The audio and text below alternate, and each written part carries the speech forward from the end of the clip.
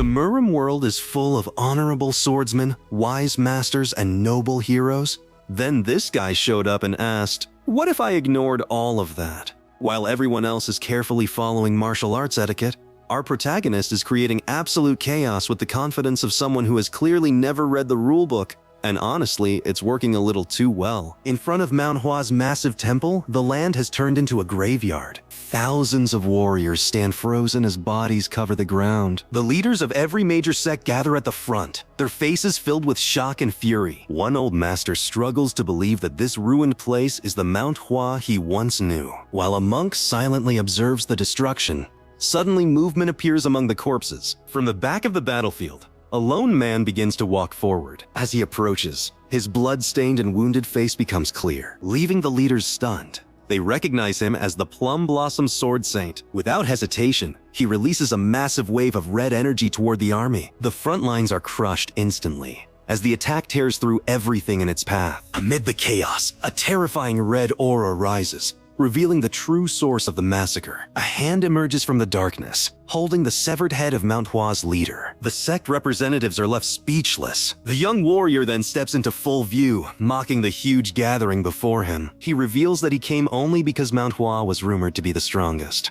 With effortless strength, he proves those rumors false. He throws the fallen leader's head toward the crowd, daring them to fight as one. Driven by rage and humiliation, the remaining masters launch a combined attack. Facing them, the protagonist simply smiles, realizing the battle has finally become interesting. As the scene smoothly transitions, the perspective shifts to the real world. The main character, Dong Bong-soo, is shown playing a virtual game. Inside the game, he is controlling the Swordmaster and fighting countless enemies. Bong-soo finds it hard to believe that he managed to battle so many opponents at once. It becomes clear that everything shown before was part of a newly launched virtual game. Because of the game's extreme violence featuring relentless bloodshed and highly realistic dismemberment, Bong-soo finds it incredibly appealing. He reflects that the game has been flooded with protest emails demanding it be shut down. Yet there is truly no other game quite like it. Despite his excitement, he decides that next time he will try to play the game in a calmer manner. As the atmosphere settles, the television in his room displays a breaking news report. The news announces that the CEO of Dado Industries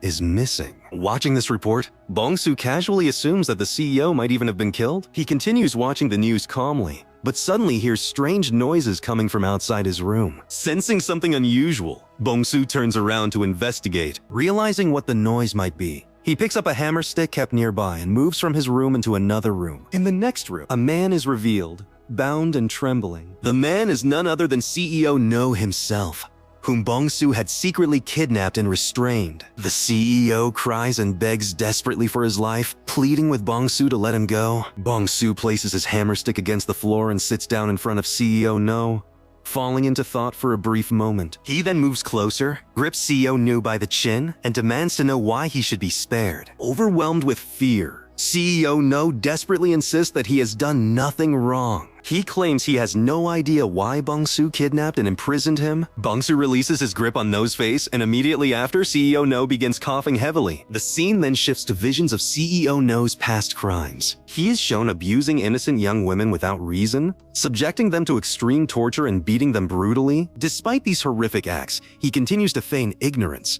repeatedly questioning what he could have possibly done wrong. Hearing this again, Bong-soo brings the hammer stick into view and makes it clear that if CEO No had truly committed No's sins, he would never have become the target of this hunt. In a panic, CEO No screams that he will atone for his actions on his own, and that Bong-soo does not need to concern himself with it. At these words, Bong-soo violently grabs CEO No by the hair and declares that only he can deliver the punishment for No's karma. Saying this, he raises the hammer, preparing to strike CEO No once again. CEO No stares at Bong-soo with a disturbingly violent expression. In the next instant, he suddenly lunges forward and slams his head into Bong-soo's stomach. The unexpected attack prevents Bong-soo from bringing the hammer down.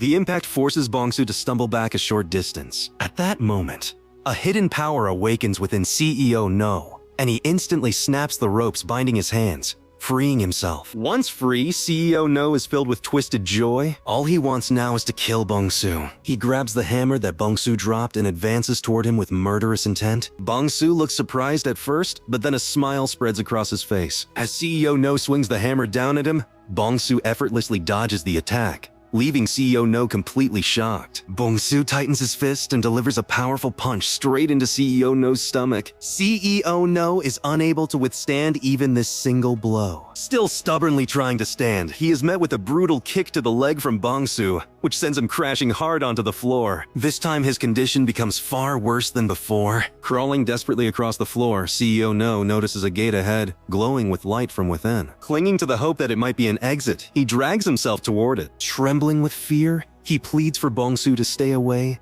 as he does not want to die so soon. He slips through the gate and hides himself inside. However, inside the room, CEO Nu senses something behind him. When he turns around, he is confronted by countless corpses staring directly at him. The horrifying sight leaves him utterly stunned. From behind, Bong-soo enters the room as well and coldly explains that most humans are herbivores, while among them exists a small number of carnivores who devour the rest. Among them exists a hunter who takes pleasure in hunting these carnivores and sending them to their deaths. As Bong-soo says this, his eyes begin to glow a bloody red. He fully resolves to send CEO No to his grave. Having made that decision, he steps forward towards CEO No, terrified. CEO No violently tries to stop him from coming any closer. He hurls angry curses at Bong-soo, while covering his face with his arms to protect himself from the impending blows. At that very moment, the door to Bong-soo's room is smashed open and several police officers storm inside. They surround Bong-soo from all sides, aiming their guns directly at him. The police commander steps forward, draws his weapon, and begins arresting Bong-soo on charges of kidnapping, confinement, and murder. Bong-soo looks at the police in disbelief. He asks how they managed to discover his base. Hearing this, the police grow aggressive, firing a warning shot into the air and ordering Bong-soo not to move. Emphasizing that the guns they are holding are real, Bong-soo watches the point where the bullet was fired, then slowly looks back at the officers. The situation feels eerily similar to the virtual game he was just playing. Suddenly, Bong-soo starts laughing, and his laughter leaves the police utterly confused. Bong-soo then reveals to the police whether they have any idea that this scumbag CEO Nu has murdered a total of 6 women. He explains that No tortured them and took photographs while playing with them before they died. Hearing this, the police are deeply shocked, while CEO No begins to panic upon hearing his crimes exposed. Bong-soo points toward the corpses in the room behind CEO No, and further reveals to the police that these lives were forcibly taken by CEO No's own hands. Continuing to describe No, Bong-soo explains that such people are beasts, carnivores who hunt ordinary, innocent individuals. He makes it clear that today he kidnapped CEO No to punish him as part of hunting these very beasts. After saying all this, Bong-soo points at CEO No and states that the one who should be shot by bullets today is not Bong-soo, but someone like CEO No. Hearing this, CEO No becomes utterly terrified. At that moment, a police officer holding a gun in one hand and lighting a cigarette with the other states that in his eyes, the person who currently looks like a kidnapper and a murderer is Bong-soo. Those words ignite intense anger within Bong-soo. He picks up his hammer and shouts that he thought he could make the police understand. He then realizes that it is now clear to him that trying to explain is meaningless. With that realization, he swings the hammer and strikes CEO No. Seeing this sudden attack, the police immediately open fire. As Bong-soo's hammer strikes CEO No's face, the police fire their guns at the same time. Bong-soo sees the bullet rushing toward him, and in his mind he reflects that if he had been given just one more chance, he was certain he would have brutally taught such animals a lesson. Just like in that cruel virtual game, he wanted to go to a place where he could carry out this judgment without restraint. With that thought, the bullet hits him, and his memories begin to flash before his eyes. After some time passes, Bong-soo's eyes suddenly open, and he lets out a loud scream. When he regains awareness, he cannot believe that he is still alive. He clearly remembers that the last thing that happened was being shot. A man is standing in front of him, and that man also believed Bong-soo was already dead. As Bong-soo starts processing the situation, the man becomes extremely angry upon seeing him alive. He grabs Bong-soo by the collar. The man moves to punch him and angrily complains about how much effort it took to drag him here from the market. He then asks whether he should just kill Bong-soo right now. Frustrated, the man shoves Bong-soo into the room and leaves, declaring that his job for the day is done and that they will meet again. Bong-soo is filled with rage after witnessing these actions. A stone lies near his hands,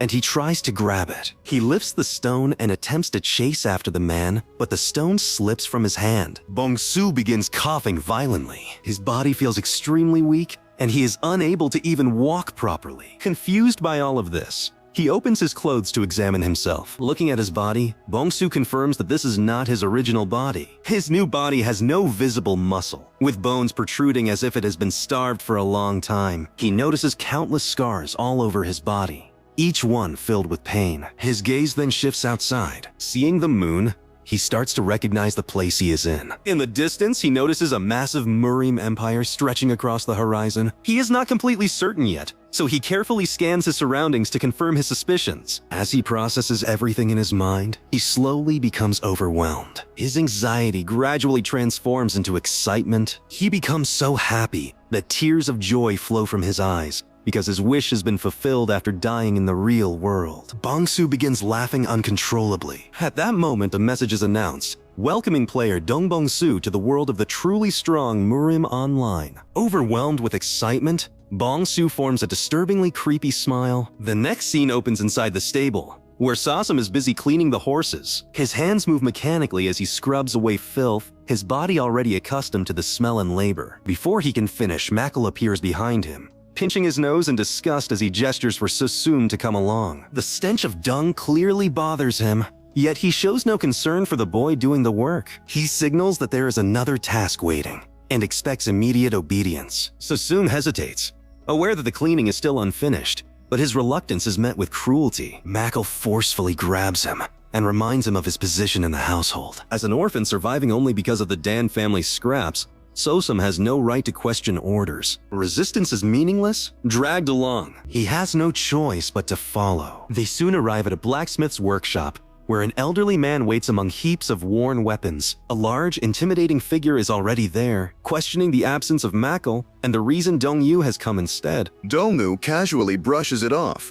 implying that Makkel is occupied elsewhere, indulging himself without a care in the world. The blacksmith shows little interest in the excuse. His concern lies with the task at hand. The job is simple but brutal, moving an enormous pile of rusted swords and broken weapons. The blacksmith notes that it would be difficult with only 2 people. Dong-yu finds this amusing. His laughter echoes as he points out that they already have a perfect beast of burden. Without warning, he delivers a vicious kick to Sosum's back, sending him crashing to the ground. As Sosum lies there, struggling to breathe, Dong-yu demands action. He orders the boy to stand and get to work, his voice filled with impatience and malice. While rubbing his hands together, Dong-yu recalls his own plans and decides that Sosum will handle the entire task alone. Satisfied, he leaves the workshop, abandoning Sosum where he fell. The blacksmith watches silent, pity and unease flickering across his aged face. Still, he does nothing to intervene. With no one else to rely on, Sosum forces himself up and begins hauling the heavy sacks of weapons onto his back. The weight is unbearable. He stumbles repeatedly, collapsing onto the ground again and again. Yet each time he pushes himself to stand, despite his trembling body and shallow breathing,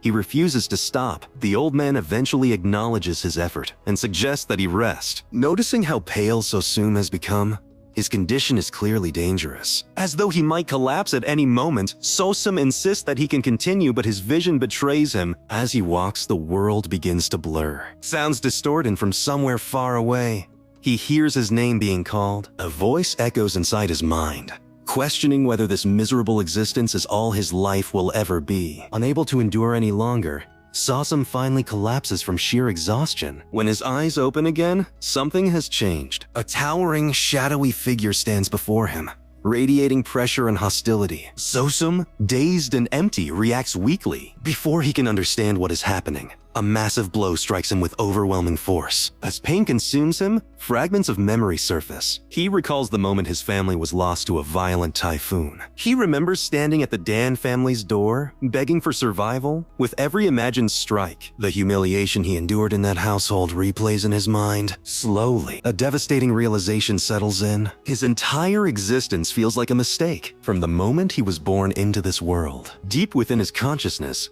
a mysterious presence pleads desperately to be saved. Reality snaps back. Sosum lies on the cold floor of the stable. His body is broken, but his eyes now glow with a chilling red light. A twisted smile spreads across his face as he rises to his feet. No longer the same person as before. His movements are steady, filled with intent. He walks back into the stable without hesitation. Seeing his reflection in the water, he remembers the name of the body he now inhabits. Sosum. A cough escapes him as pain surges through his weak frame. This body is fragile, damaged, and thin. As he looks around, the filthy, cramped stable memories confirm it. This is the same place from before. That is when he understands the truth. The original Sosum died from the beating. What now occupies this body is someone else. As he struggles to process this realization, something strange appears before him. A massive blue screen materializes in midair. Glowing brightly, it welcomes him to Murim Online. The familiar interface confirms it. A status window? A system? Elsewhere in the village, Mackle walks through the streets holding a bowl of food, grumbling under his breath. He complains about being the one who always cleans up after others. His irritation grows as he recalls how Sosum ran into Pangdorian, a man notorious for his violent temper. Because of that encounter, the master had been furious, and Mackle was forced to deal with the aftermath. Dark thoughts briefly cross his mind. He considers ending the boy's life outright, but quickly dismisses the idea. The risk is too great. Getting caught would cost him his own head. Instead, he vents his frustration by kicking the stable door open and hurling the bowl inside. The food spills across the floor near Sosum, who remains silent. His glowing red eyes observe everything calmly. He begins analyzing his situation. It has been 2 weeks since he awakened in this world. During that time, he has gathered information by listening to Mackle and observing his surroundings. The first thing he learned is that the people here speak Chinese. But this place is not China. Nearby, he watches guards training in a courtyard,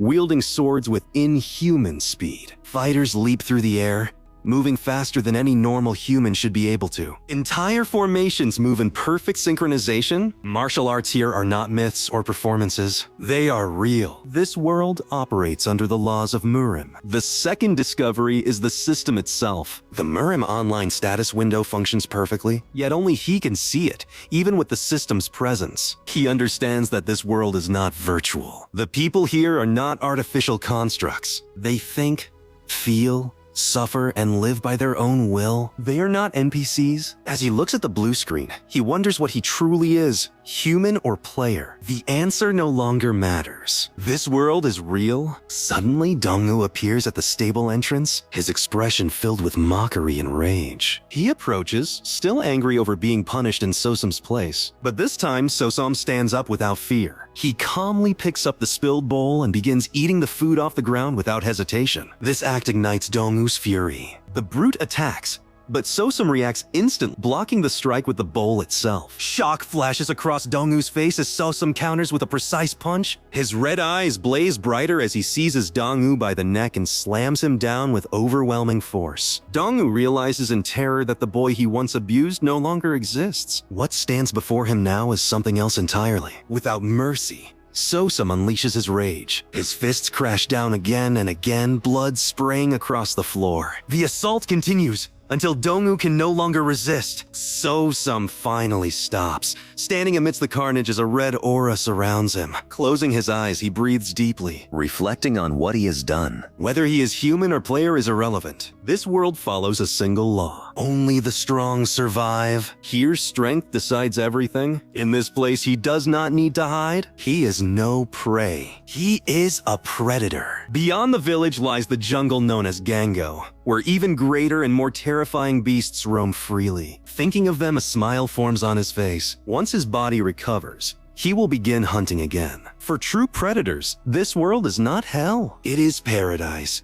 And in the divine land of Murim, Sosum has finally found where he belongs. Back in the present, Sosum lowers himself beside Dongwoo's lifeless body to recover his strength. There is no satisfaction in killing someone so insignificant, yet something important still needs to be confirmed. With a calm expression, he turns his attention to the corpse, preparing to test a theory that has been forming in his mind. As soon as he focuses, a familiar command takes effect. A massive blue interface materializes before his eyes. The inventory window opens instantly, flooding his vision with light. At first glance, Sosum notices a critical difference. In Murim Online, inventory slots were rigidly divided, each item confined to a single square. Here, however, the space is completely open. One vast, seamless void? Curious, he slowly extends his hand into the floating screen. The sensation is real. The interior space stretches endlessly, easily exceeding 100 peons in volume. His eyes move from his own hand to Dongwoo's body, and a new idea takes shape.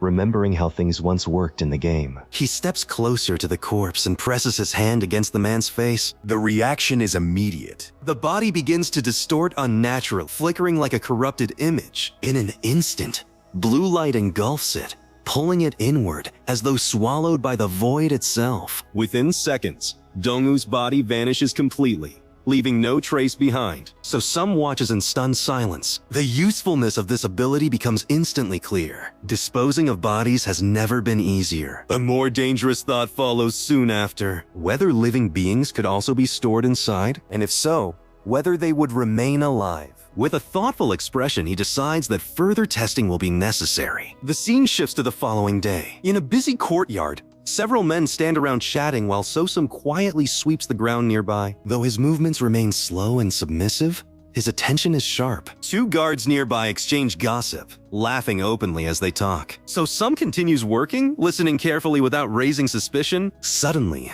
one of the men turns toward him in irritation. Without warning, a harsh slap lands across Sosum's face. The force snaps his head to the side, but he does not resist. Blood trickles down his skin as he lowers his gaze. The guard grows angrier, offended by the boy's silence, and assumes he has suddenly become mute. So Sum responds by pretending confusion, his expression vacant and unfocused. The man grabs him roughly by the clothes, convinced the boy is feigning stupidity. After berating him further, the guard points toward a horse and orders Sosum to take it out for a walk. So Sum bows clumsily, stammering just enough to reinforce the act. Annoyed by his inability to speak properly, the guard dismisses him. Leading the horse through the village, Sosum moves through crowded streets and a lively marketplace. Merchants shout, people bargain, and stalls overflow with goods. His eyes absorb everything.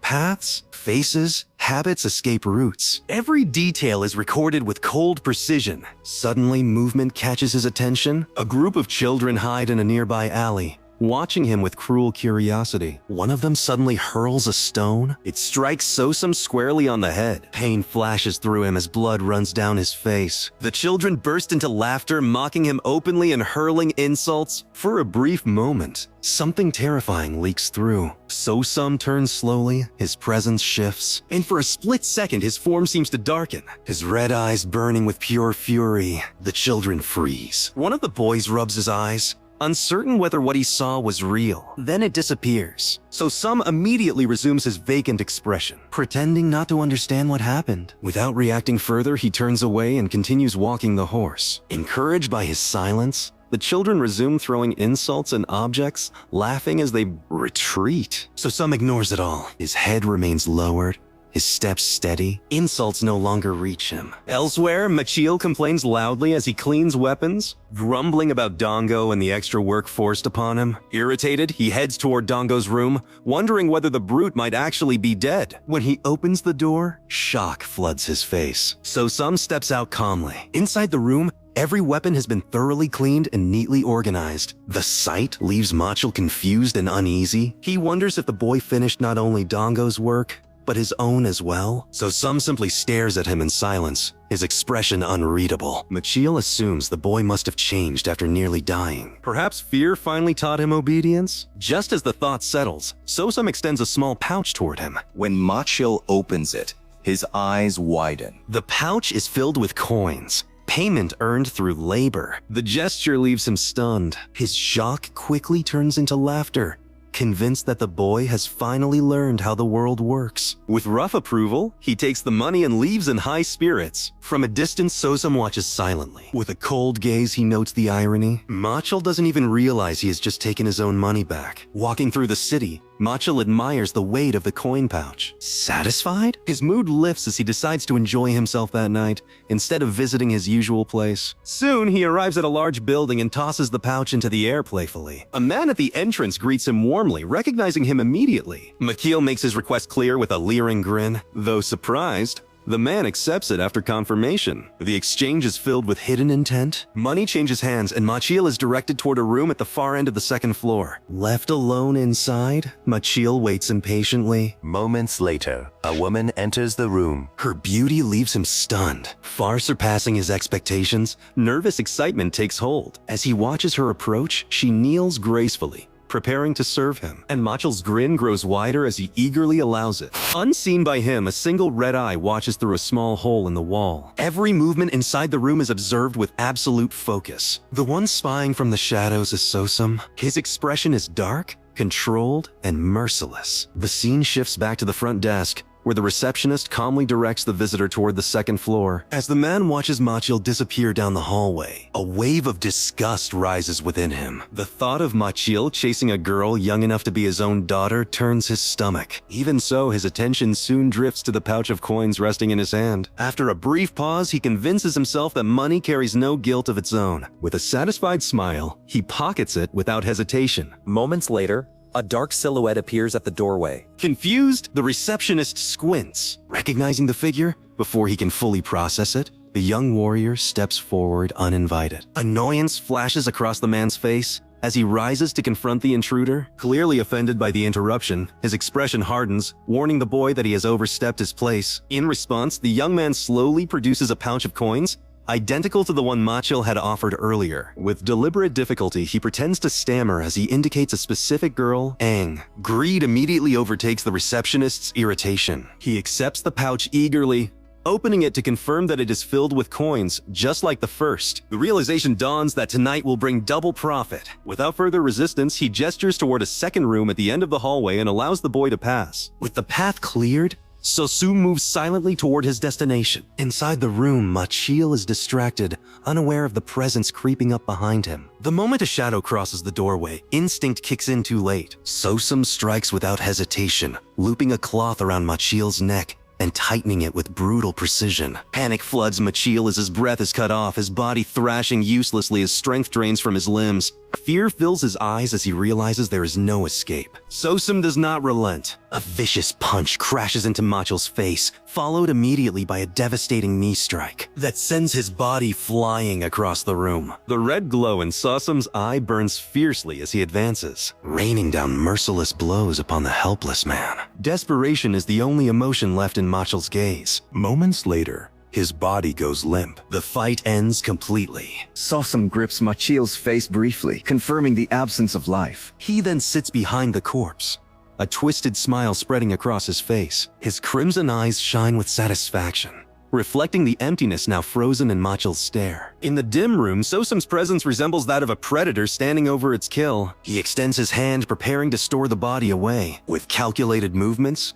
he begins erasing all traces of the crime. His attention then shifts toward the bed in the corner of the room. Their chosen lies motionless. Seemingly asleep, Sosum approaches quietly, observing her without emotion. She remains unaware of the violence that unfolded only moments earlier. Sitting beside the bed, he studies her carefully. Marks on her face and the condition she is in tell him everything he needs to know. In his mind, she is categorized without hesitation, a herbivore, weak prey, lacking both the strength and will to protect herself. Be with his objective complete, Sosum stands and prepares to leave. Before exiting, his gaze drifts toward the narrow crack in the wall, the same opening he used earlier to spy on Machil. Reaching out, he places his hand against the surface and activates his final step. The body disappears into his inventory, without leaving even the faintest trace. He feels a sense of satisfaction, knowing that the practice he did earlier has paid off. This ability will be invaluable for future hunts. Suddenly, a realization crosses his mind. Turning slightly, Sosum focuses,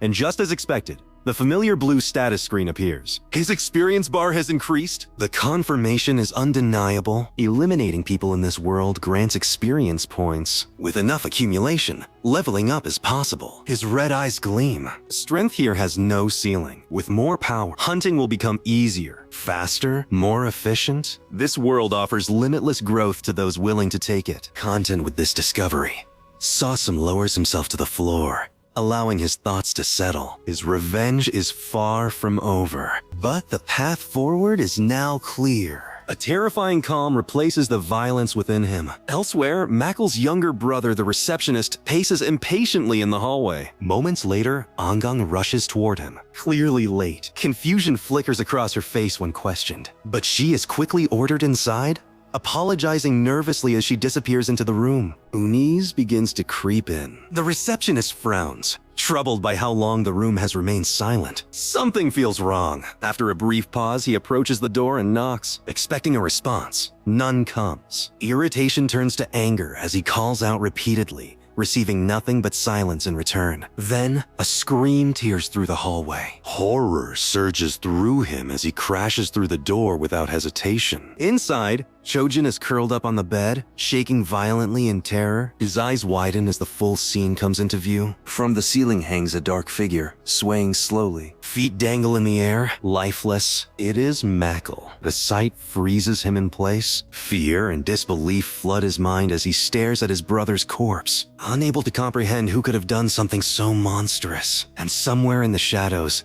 the predator has already moved on. The scene shifts far from the city, revealing Anhui Province, a vast land of winding rivers and open plains. Blessed with fertile soil and countless lakes, the region became a natural center of commerce. Trade thrived, wealth flowed freely, and prosperity spread across the land. But wherever money gathers, shadows follow. Bandits, thieves, and criminals of every kind soon infested the province. To counter this chaos, martial arts sects rose one after another, enforcing order through strength. Among them, a few distinguished themselves above the rest. The most renowned lineage was the Naming family, while the largest and most influential power was the Dan family. The Dan family was feared not only for its military might, but also for its intelligence network. The Black Crow Division? This division's information-gathering abilities surpassed even those of the Beggar sect. Secrets, movements, and rumors rarely escaped its grasp. Recently, however, even the Black Crow Division had been shaken. Inside a quiet room,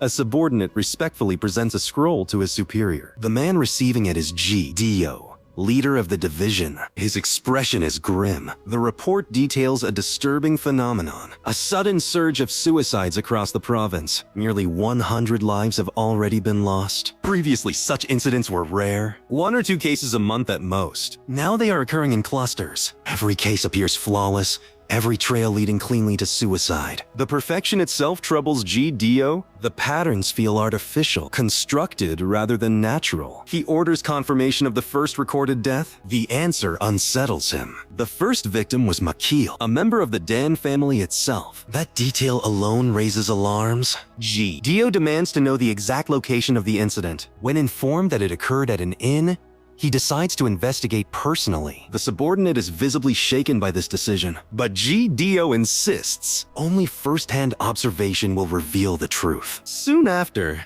Dio and his men arrive at the Bungyonging Inn. He stops before a particular door and confirms that this is the room where the body was found. The receptionist, Makil's younger brother, verifies it, still visibly shaken by the memory. With a sharp gaze, Dio begins his inspection. As he surveys the room, suspicion grows stronger. Everything appears too clean, too closed. No signs of forced entry, no trace of struggle. For an outsider to enter unnoticed would have been nearly impossible. That leaves only one possibility. He studies the wooden wall closely. Its structure differs from the others. Dio explains that removing certain boards could create a hidden passage, but there is no sign the wall was disturbed. Turning his attention upward, he questions how the ceiling beams could have been moved without destruction. The receptionist denies such a possibility, explaining that the beams are tightly fixed between floor and ceiling, with no clear entry point. Dio briefly considers the conclusion of suicide once more. Still uneasy, he asks whether anyone stayed in the adjacent room. The answer comes quickly. There was a guest who arrived at the same time as Makil. When asked who it was, the name given is Sosum. Elsewhere in the city, Sosum walks a horse calmly through crowded streets. His mind remains focused. He reflects on his earlier kill and realizes the experience gained from Makil was far greater than from previous targets. This leads him to an important conclusion. Mackle had been a martial artist. Stronger prey yields greater rewards. However, Sosum knows his current strength is still limited. Until his body and level improve, he must choose his targets carefully. Among civilians and weaker warriors alike, suddenly, a broad-shouldered man with a vulgar grin approaches, soon joined by several others. They surround Sosum, mocking him and demanding acknowledgement. When he offers none, their irritation turns aggressive. Sosum immediately categorizes them as ordinary street thugs. A faint memory surfaces. Even in his former, broken state, Sosum had belonged to the Dan family. He briefly wonders how the original Sosum endured such humiliation for so long. Annoyed by his silence, one of the thugs strikes him. A larger shadow steps forward, seizing Sosum and dragging him, along with the horse, into a narrow alley. Sosum calmly considers eliminating them on the spot. His inventory could make it easy, but he dismisses the idea. Killing them here would draw attention, and the experience gained would be minimal. Deciding restraint is wiser, he allows the abuse to continue. The thugs mock him further, striking him again. Then everything stops. A commanding presence enters the alley. The men freeze as a shadowy figure steps forward. The newcomer scolds them for their recklessness. Fear spreads among the group as they address him with respect. Sosum observes silently as the man reveals himself as Leader Zhang. Leader Zhang examines the horse with interest. He explains that his superior has an obsession with fine horses and intends to take this one as a gift. His smile is filled with malice as he watches Sosum's reaction. In that moment, Sosum understands the plan completely. The thugs were never the goal. The horse was. With quiet certainty, Sosum decides they chose the wrong prey. He drops his act.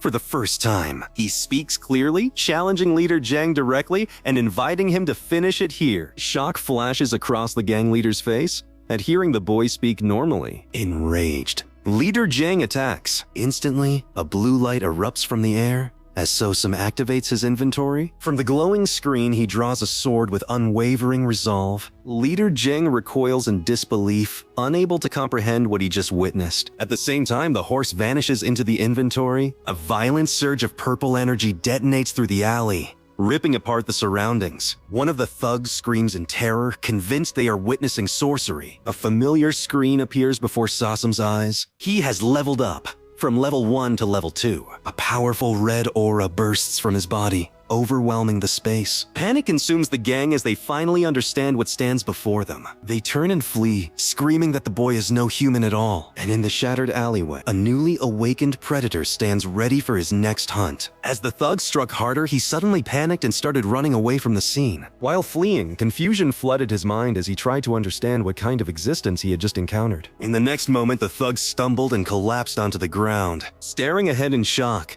fear consumed him as he realized the situation was spiraling out of control. Regret filled his thoughts as he reflected on his actions. He had always considered Sosum a weak target, someone who laughed nervously and handed over money after being beaten. All he wanted was to make easy money like usual, nothing more. Before he could process his fate, Sosum approached and attacked him with a crushing stomp. Grabbing the thug by the collar, Sosum dragged him across the ground without mercy. Sometime later, the thug regained consciousness. When he opened his eyes, he saw Sosum calmly sitting in front of him. Noticing that the thug was awake, Sosum acknowledged it coldly and stepped closer. The thug's fear intensified as Sosum closed the distance. Sosum pressed a knife against the thug's throat and demanded information about the man who had died earlier while pretending to be tough. Terrified, the thug revealed that the man was named Zhang Ho. Sosum focused on the name and recalled the organization Zhang Ho had mentioned earlier. The thug explained that it was called the Black Snake Society. As Sosum processed this, the thug revealed more. The Black Snake Society was one of the ebony syndicates that controlled the back alleys of Bongyang. Zhang Ho was not just a member, but an executive within the Black Snake Society. Sosum connected the details and remembered Zhang Ho mentioning the leader as well. Panicking, the thug confirmed it and revealed the leader's name as Bang Po Yom. He admitted that Bang Po Yom had ordered Zhang Ho to kill Master Sosum and retrieve the horse. Sosum reflected on the information. Sosum then demanded that the thug reveal everything he knew about both the Ebony Syndicate and the Black Snake Society. He made it clear that the thug's survival depended entirely on the usefulness of the information. Hearing this, the thug felt relieved and hopeful. In the very next moment, the scene shifted to the thug lying lifeless on the ground. Sosum calmly opened his inventory and disposed of all the bodies without leaving a trace. Afterwards, Sosum sat quietly at the scene and reflected on what he had learned. The existence of the Ebony Syndicate stood out as a crucial discovery. He had been searching for prey that fell somewhere between martial artists and ordinary civilians, and he had found it unexpectedly. From that moment on, Sosum resolved to prepare himself to hunt these people as his primary targets. Looking down at his hands, Sosum noticed that every mark had vanished completely. All his previous wounds had healed the instant he leveled up. Not only the scars on his hands, but every injury on his body had disappeared. The possibility crossed his mind that even fatal damage to the heart or brain might be healed under the right conditions. If he was close to leveling up, taking a certain amount of risk might be acceptable. His thoughts shifted to the light that had filled the alley during the level up. While visually striking, it was also dangerous, as it could easily attract unwanted attention. That glow had to be concealed at all costs. The inventory-based method of killing posed the same risk. He could not afford to be discovered by anyone. A hunter hiding among prey had to appear completely ordinary. Only by blending in and becoming indistinguishable could one become the ultimate hunter. The safest approach was to level up only after the hunt ended, or in a place where only prey existed. After organizing his thoughts, Sosum stood up beside his horse. He reflected on how dangerous the situation could have been if Jung-ho had been more cautious or stronger. Relying solely on the disguise of being mute was no longer sufficient. Sosum concluded that he needed to grow stronger as quickly as possible without being discovered. The only way forward was to kill more enemies, and stronger ones at that. That ruthless resolve was now firmly set in his mind. Soon after, a system message appeared in front of Sosum. It reported that a critical error had occurred in the Murim online system. The message insisted that there should be no issues with continuing the game, yet the warning itself remained unresolved. Seeing this, Sosum reflected that the error had appeared right after he reached level 2. He concluded that the cause was most likely himself, since both the game system and his own existence, which should never have existed in this world, were operating simultaneously. He reasoned that the problem stemmed from this discrepancy. At the same time, he acknowledged that his very presence in this world could already be considered a critical error. Sosum then checked his status window. The stats that had previously been displayed as question marks were now shown as gauge bars. He wondered if this change was also related to the critical error, reasoning that in reality, not everything could be perfectly quantified like a game. Next, Sosum examined his skills within the system. Skills such as stab/block and throw were listed, along with several others. He recognized these as passive skills commonly generated when creating a character in Murim Online. However, one skill stood out. Spirit Eye was something he had never encountered before. There was no separate description attached to it, leaving its nature unclear. At that moment, the system announced that the activation conditions for Spirit Eye had been met. The skill began casting automatically as an enemy with a level difference of 10 or more had entered within a 20-meter range. As the message persisted, the distance steadily decreased. Observing this, Sosum suspected that the skill functioned as some kind of early warning system. As the distance shortened further, his attention shifted toward the gate. He reasoned that the approaching presence was likely not an enemy. Very few people would dare to break into the Danri clan, and an intruder would not move this slowly. The person approaching was most likely an expert from the Danri clan itself. Sosum still did not know how large the difference of 10 levels truly was. But considering the effort and the risk to life it had taken just to reach level 2, the gap had to be enormous. He calculated how many ordinary people would need to be killed to reach level 10. The number would likely be in the thousands, or even tens of thousands. That difference represented the value of those lives, and among the figures of the Danri clan, a likely candidate was approaching. As the door opened, a man stepped inside and placed a hand on Sosum's shoulder. He identified Sosum and asked whether he was the one who had killed Mikhail. The moment Sosum saw the man, panic set in. The man then circulated internal energy through his hand, sending it deep into Sosum's body. That energy flowed throughout Sosum's entire body,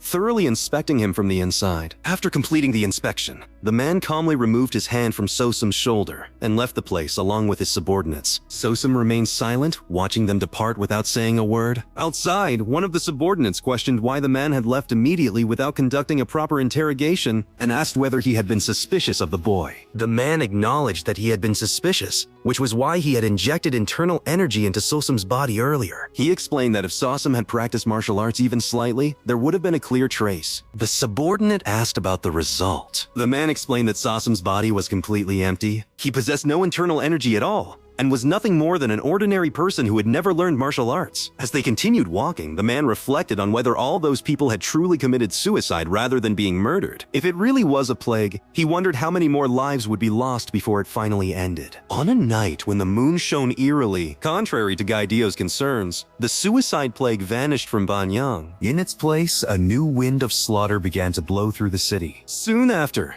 Heavy rain poured down across the area. Inside a bar, several people sat together drinking alcohol. One of them, while drinking, brought up a certain story to his companion. The companion immediately recognized it as the tale of the nameless swordsman and noted that there was probably no one left who had not heard of it. The first man insisted that the figure should be called the Great Nameless Swordsman, praising how he was hunting down and killing members of the Ebony Syndicate. The second man warned him to lower his voice, fearing that someone might overhear. Laughing it off, the first man dismissed the concern and declared that among the so-called powerful Ebony Syndicate groups, the White Tiger Unit and the Red Wolf sect had already been completely wiped out. The second man countered that there was still one place left and cautioned that if members of the Black Snake Society heard such talk, the consequences would be severe. The first man confidently replied that their time would come soon as well, declaring that the Great Nameless Swordsman would completely crush the Black Snake Society next. As their conversation continued, another man inside the bar quietly listened to everything. Without saying a word, he finished his drink,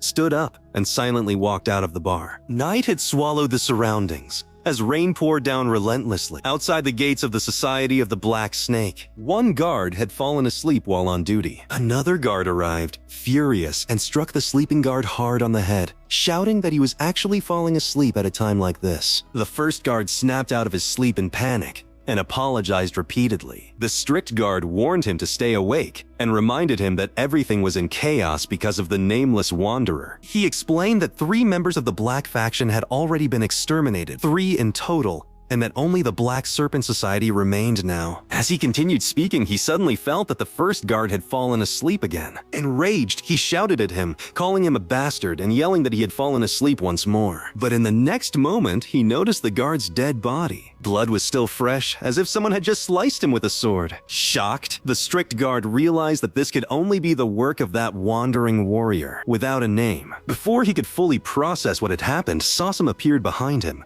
and slit his throat with a sword. Both guards collapsed to the ground, their severed necks hitting the floor. The killer stood there, staring coldly at their bodies. Sosum then moved inside the Society of the Black Snake. As he entered, he saw many people already waiting for him. Holding swords, daggers, knives, and various other weapons, Sosum became alert at once. An elder stepped forward, drawing his sword, fully aware that Sosum would come. He recognized him as that damned nameless rat. Arrows were already embedded in the ground in front of Sosum. Sosum remained completely silent, his face hidden. Suddenly, a loud thunderclap struck the sky. Taking it as the signal, the elder ordered his subordinates to kill him and to finish that bastard at once. All of them rushed together to attack Sosum. Sosum activated his skill, Sweep of 1,000 Soldiers. With a single overwhelming swipe of his sword, he beheaded and killed almost all of the attackers.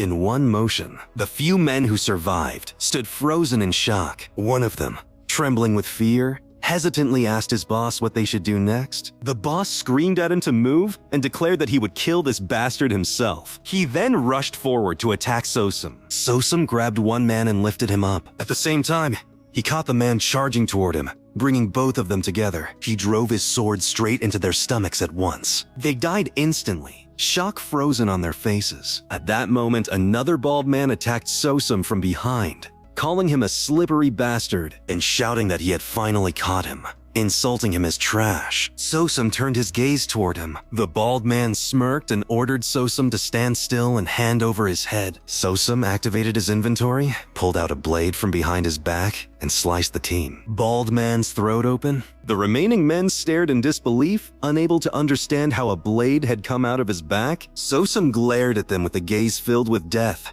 Taking advantage of Sosum's momentary distraction, an elderly man hurled a dagger straight into Sosum's stomach. The dagger struck him hard, blood immediately spilling from the wound, and Sosum dropped to his knees. Seeing this, the elderly man smirked. Pleased that he had finally managed to land a solid hit on him, he reflected on how Sosum had slaughtered their men so brutally that everyone had started believing he was a monster. Yet now, in the end, he looked no different from a human who could be killed. The remaining men stared at Sosum with creepy smiles spreading across their faces. Suddenly, Sosum grabbed the dagger embedded in his stomach and ripped it out himself. He began laughing loudly. The men froze in shock, unable to believe what they were seeing, wondering why this bastard was laughing. Sosum then gave them a chilling smile. His eyes turned red as he charged at them, holding 2 daggers, moving like a starving monster, hunting its prey. All of them screamed in terror. Hearing those screams from outside, another man panicked, biting his nails, grinding his teeth, and clutching his hair as he noticed that the screaming had clearly started to fade away. He realized that only 13% of their forces remained. Panic took over as he wondered if a single person was really going to kill them all. He tried to justify their crimes in his mind, thinking that they had only extorted people a little, engaged in human trafficking, sold women and alcohol, and done nothing more. He convinced himself that they had only killed things that did not even look like people. Still, fear overwhelmed him as he accepted that there were far worse people in the world than him. He concluded that they had no choice but to kill Sosum right there. He pointed toward a back alley, explaining that it led to Paradise Mansion, the residence of the society's leader. He lured Sosum to come that way, believing that the darkness would give them the advantage. As he looked toward the mansion, he noticed that even within the darkness, several men were already hiding, ready to ambush Sosum. Soon after, he saw Sosum step out of the Society of the Black Snake. He immediately ordered the others to fire arrows at him. A barrage of arrows was launched towards Sosum all at once. Sosum leapt into the air and narrowly dodged every single arrow. From a distance, the man could no longer see Sosum clearly and began to wonder if he was once finally dead. No one could tell who Sosum really was, or even what gender he was, since his entire body remained fully covered. Suddenly, a scream erupted from their base, then another. One by one, they saw Sosum cutting down every man, slitting their throats effortlessly. The man stood frozen in terror, horrified by what he was witnessing. Still, he clenched his sword and stepped towards Sosum, realizing that everyone else might already be dead. Overcome with fear and desperation, he recognized the truth. Sosum was the nameless wanderer. He struggled to understand what Sosum wanted and why he had come after them at all, unable to comprehend what they had done to deserve this fate. As he looked into Sosum's blood-red eyes, shock and terror seized him completely. The man screamed in defiance, denying that Sosum was any god of death and questioning what right he had to act this way. Before he could finish, Sosum moved instantly and sliced the man's throat. The head fell to the ground below, separating from the body in a brutal instant. After that, Sosum made his intent clear, declaring that he desired only one thing: their lives. The scene then widened to reveal the aftermath. The entire area was filled with corpses. Blood spread in every direction. Every body lay motionless, each throat cleanly cut. As Sosum stood there, staring at the carnage, a faint smirk formed on his face. It was then revealed that he was the leader of the Black Snake Society, Bang Po-yum. Sosum revealed that his first targets were the White Tiger Gang. He killed Jang-ho and leveled up, but he was still very weak compared to them. Lures and arson became the methods he used to hunt. Ambushes followed one after another. By the time Big-ho, the leader of the White Tiger Gang, finally realized what was happening, more than half of the White Tiger Gang was already dead. In that process, officers and villagers gave Sosum a nickname for his murders. He came to be known as the Nameless Wanderer. After obtaining the new mask called Nameless Wanderer, it became even easier for him to eliminate members of the Black faction. When he killed the gang leader of the White Tiger Gang, his level reached 5. At that moment, he gained his first active skills. A system window appeared and notified him that he had learned new skills. King Gong was acquired. The 3-power sword technique was acquired. The system window closed. His status showed Catfish, Jessive, level 11 with 14% progress. King Gong appeared as a martial technique that lightened the body, currently applied at level 0, with level 1 and 0% mastery. The 3-power sword technique, first move, Sweep of 1,000 Soldiers, appeared as a strong horizontal cutting move, currently applied at level 1 with 0% mastery. Sosum smirked as he thought about the 3-skill technique and its power. Finally, he was able to confront the members of the Black faction directly. By the time a game began among children, imitating the warrior known as the Nameless Wanderer, the Red Wolf cult had already been wiped out of the world. The remaining members of the Black faction in Dingyang were only those from the Black Serpent Society. On the other side, the leader of the Black Snake Society, Bang Po-yum, sat on his balcony watching the raid. Sosum made his way there. Seeing Sosum, Po-yum recognized him as the Nameless Wanderer. Sosum remained silent. Po-yum laughed and mocked the idea of Sosum being a hero. Pointing out his sinister appearance, Sosum stated that he was not a hero. Poyam reacted to this by questioning the reason behind Sosum killing members of the Black faction. Sosum laughed creepily, his red, bloodshot eyes glowing, and explained that he killed because he was not a hero. Poyam burst into laughter, claiming that Sosum had fooled everyone in Banyang. Sosum responded with his own eerie laugh, making it clear that he had not fooled anyone, and that people had chosen to believe it themselves. Poyam stepped forward while taking his sword in hand, expressing that Sosum was an interesting individual. He acknowledged that even after crossing the River of Three Crosses that day, he felt no regret about it. With a creepy smile spreading across his weird face, Poyam welcomed the confrontation. Regardless of whether Sosum was truly the nameless wandering warrior or not, Poyam understood that Sosum had come to kill him. Determined and confident, Poyam prepared himself to test Sosum's strength. Blue aura erupted from Poyam's body, and his eyes began to glow bright blue as he rushed towards Sosum. At the same time, red aura burst from Sosum's body, his blood-red eyes glowing fiercely as he charged straight at Poyam. Their swords collided head-on in a violent clash. Poyam struck Sosum in the stomach, slicing it open as blood poured out. Despite the injury, Sosum continued attacking without hesitation. Shocking Poyam in response, Poyam activated his skill, Juna Opening. He judged the timing and realized it was too short and would not arrive in time. Even so, he smirked confidently before launching his next attack. With a precise strike, Poyam severed Sosum's arm, blood spraying from the wound. Sosum was left stunned and stumbled backward before collapsing to the ground. Poyam smiled again with a disturbing expression and pressed his attack, observing that Sosum's body was clearly not in perfect condition anymore. As Sosum blocked the incoming strikes, he focused on the fact that his wounds were being targeted repeatedly. He understood that if this continued, defeat was inevitable, even if it meant sacrificing his own flesh. Poyam extended his tongue, with a mocking smile, questioning Sosum's intent, and then unleashed his three-pointed sword technique. He struck Sosum again, causing more blood to spill. Using his technique, Poyam wrapped a rope-like weapon tightly around Sosum, restraining him completely, and then cut off his arm from his body. Laughing triumphantly, he celebrated that he had finally caught him, and that the technique worked perfectly. He acknowledged that it was his first time using a flexible sword. Suddenly, Sosum smirked and kicked Poyam away. Poyam was sent flying and crashed at a distance. Sosum was then shocked to see Poyam stand up once more. Looming behind him in the shadows was a massive blue snake. Poyam smirked again, noting how unusual Sosum truly was. Only 10% remained. Poyam reflected on the situation, as if it were a dinner hunt. He observed that Sosum did not hesitate to use his own body as bait. He recognized that this was not the way a martial artist fought, but the way an assassin or a hunter operated. He understood that, in a life-and-death battle between martial artists, the one who concealed more always held the advantage. Poyam had more to hide, while Sosum had less, and that difference became Sosum's fatal mistake. With confidence, Poyam ripped open his shirt, declaring that Sosum had nothing left. Then it became clear that Poyam's body itself resembled that of a snake. He merged completely with his shadow snake, their forms blending into one. With overwhelming power, he rose into the air. Sosum witnessed this transformation in shock. Poyam grinned as he mocked Sosum, declaring that Sosum would die just like Lania once did, calling him an unnamed killer ghost. Immediately after, Poyam's giant snake opened its massive jaws and lunged forward towards Sosum. Poyam shouted for Sosum to die, calling him a nameless murderer.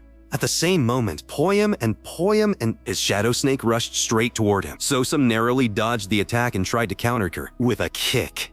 It was then revealed that the shadow snake had been blinded by dust. Poyam reacted in disbelief, unable to accept what had just happened. Despite that, Poyam's shadow snake launched a powerful attack from above and struck Sosum directly. The blow caused Sosum to bleed heavily. From Poyam's perspective, it looked like Sosum had finally been killed. Relieved and excited, Poyam shouted in victory, believing he had finally caught him. Moments later, Poyam looked more carefully and realized something was wrong. The figure hit by the snake was not Sosum, but a black doll. Shock set in as Poyam understood the situation. The realization became clear that Sosum was not dead and had survived the attack. Poyam then saw that Sosum was still suspended in the air and completely unharmed.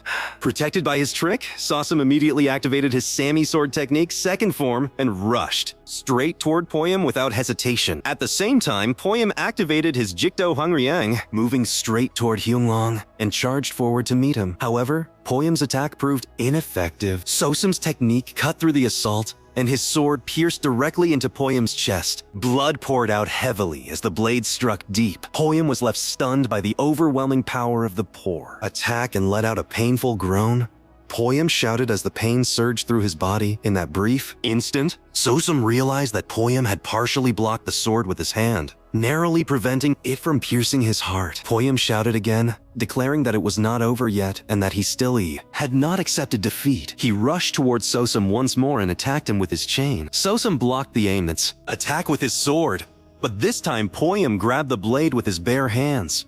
Blood dripped from Poyam's hands, yet he continued to hold the sword tightly, stopping it by force alone. He fixed Sosum with a deadly glare and shouted in rage, ordering him not to miss and cursing him as a nameless bastard. Sosum was shocked and immediately opened his inventory. From the inventory, all the dead bodies Sosum had killed began falling one after another onto Poyam. Poyam stood up and looked around. He saw that the entire area was surrounded by corpses. He realized that bodies had appeared out of thin air and blocked the sword, and he sensed that there were still more remaining. Seeing such a massive number of corpses, Poyam gritted his teeth. Using his full power, he screamed furiously, hurling insults and shouting about where Sosum had gone. The word yes appeared briefly on screen. Commentary followed, pointing out that corpses were even being used in battle. Sosum was described as a completely crazy fighter. The scene then showed an arrow flying at high speed toward Poyam, but he failed to notice it, consumed by rage. He continued preparing to strike Sosum with his sword, letting out a harsh grunt and shouting about where he could make modifications. The arrow pierced straight through one side of Poyam's cheek and burst out from the other side. Blood spilled heavily as shock spread across his face. At the same time, terrifying hallucinations appeared before his eyes, forming the image of a massive and frightening wolf. Terror gripped him as his thoughts spiraled, realizing that the situation was impossible and that he was being hunted. He also felt the strange effect of Sosum taking hold of his body. Believing Sosum was still dead, in front of him, Poyam attacked again with his rope, swinging it with full force in that direction. He shouted angrily, demanding to know if Sosum was still there. Moments later, Poyam realized the truth. The target was not Sosum, but a corpse. Shocked, he froze for a brief moment as he understood that this was also part of the trick. The rope continued its motion, slicing the corpse apart and tearing the body into pieces. Before Poyam could process everything that was happening, Sosum appeared from behind and drove his sword straight into Poyam's back. The blade pierced through his body and burst out from his chest. Poyam was left completely stunned, unable to speak or understand what had just occurred. Clutching his blood-soaked chest, Poyam spoke weakly about how, in the end, all the black guests of Bungyang had been killed. Sosum responded coldly, stating that there was no need for a reason, because humans had always killed other humans. His expression darkened further as he continued, explaining that ever since Dine, humans took on the appearance of monkeys, and even after civilization was established, nothing had truly changed. He made it clear that the same principle applied here as well. Overwhelmed by pain, Poyam dropped to his knees and collapsed into the dirt. Sosum approached him from behind with a dark expression. Placing his sword near Poyam's throat, he stated calmly that the strong always trample over the weak and take what belongs to them, and that this time he was simply the stronger one. Fear was clearly visible in Poyam's eyes. Sosum then killed Poyam. At that exact moment, a loud thunderstrike crashed down from above. After finishing off every remaining member of the Black Tribe, Sosum began to leave the area. As he walked away, he calmly wiped the blood from his sword. In his thoughts, he acknowledged that the preparations were complete after killing all the black guests in Bungyang. He understood that it was now time to move on to the next step. His focus shifted toward becoming stronger, toward places where far more difficult prey existed. With that resolve, he set his sights on the world of martial arts. As the scene closed, Sosum formed a dark and deeply mischievous grin. The scene then shifted to the martial world. There, the king spoke, asking how much time remained until the Battle of Jangma. Another person answered that 2 years were now left. Hearing this, the king repeated the time to himself, and acknowledged that it was almost time to begin planning. The king then called out to Kwang Woon. Kwang Woon responded immediately, confirming his presence before Mubin.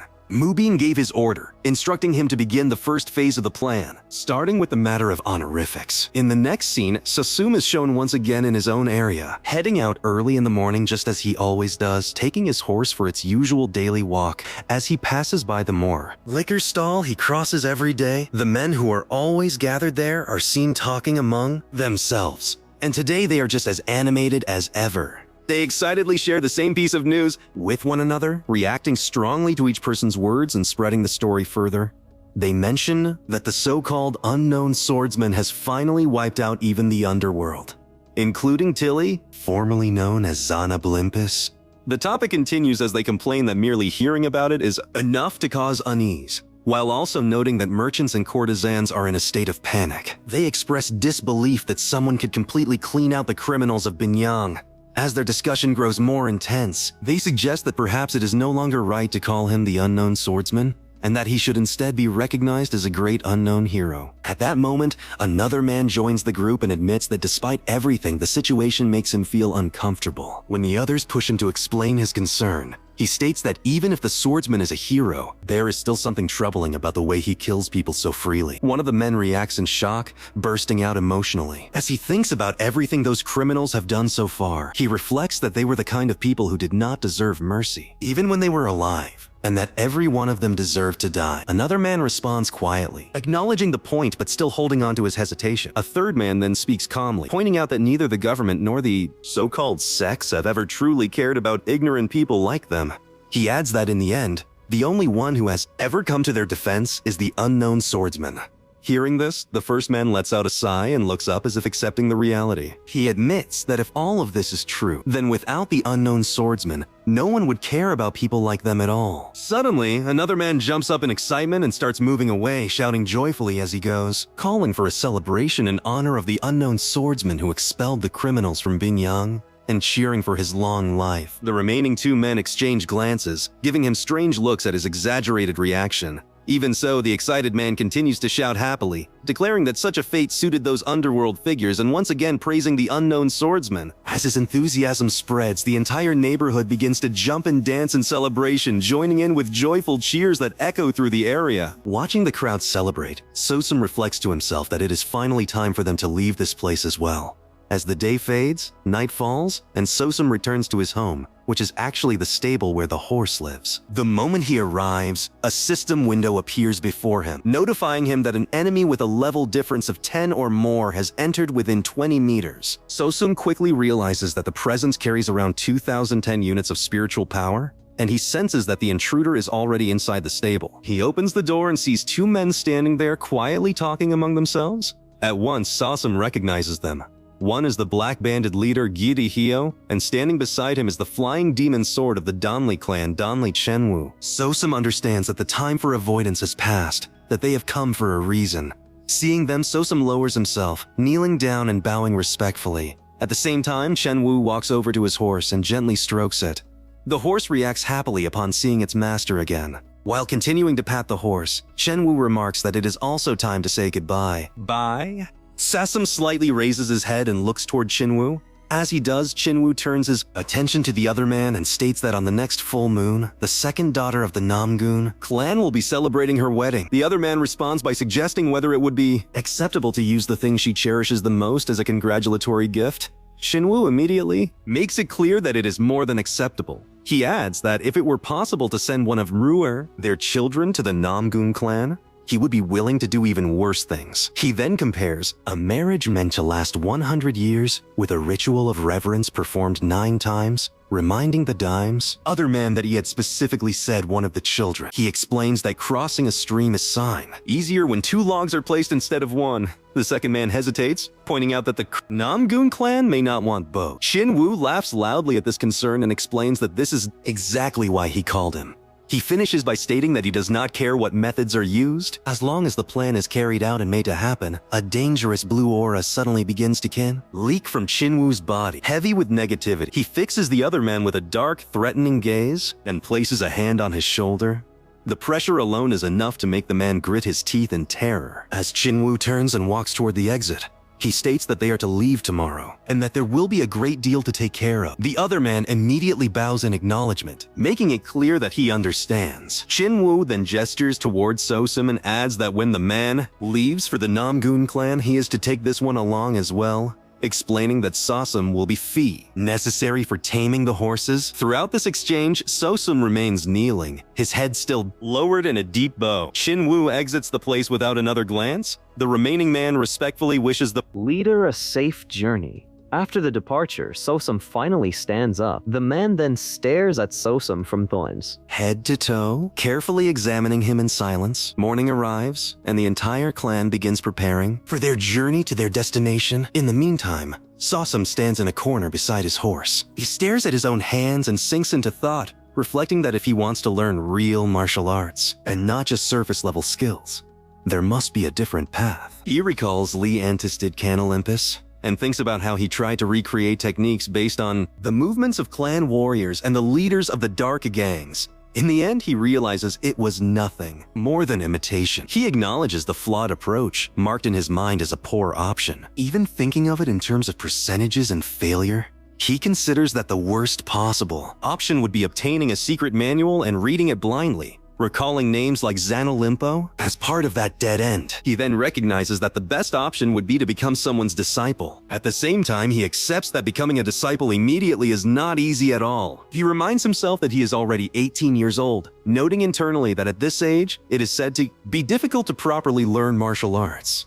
Still, he realizes that this situation has unexpectedly turned into a good opportunity. A smirk slowly forms on his face as his thoughts shift to the Namgun clan. He reflects on it being one of the 5 great clans of the Central Plains, a family that holds absolute power in Anhui. He becomes convinced that there must be a method there, along with the presence of even Phaimenio, stronger prey waiting to be faced. Soon after, Chin's assistant steps forward and issues a clear command to all the men, ordering a full formation and calling for the entire Black Squad to present themselves. At his order, everyone quickly moves into formation and stands in position. Once the line is set, he calmly takes stock of the situation and notes that since they are already discussing it, someone is still missing. He observes that everyone is gathered except the young master and the young lady. He then explains that Dan Li Kang-hee is currently staying at an inn in the Bungyung business district, while Dan Li Hui dislikes traveling with subordinates and will therefore come later on her own. With that clarified, he orders the group to begin marching.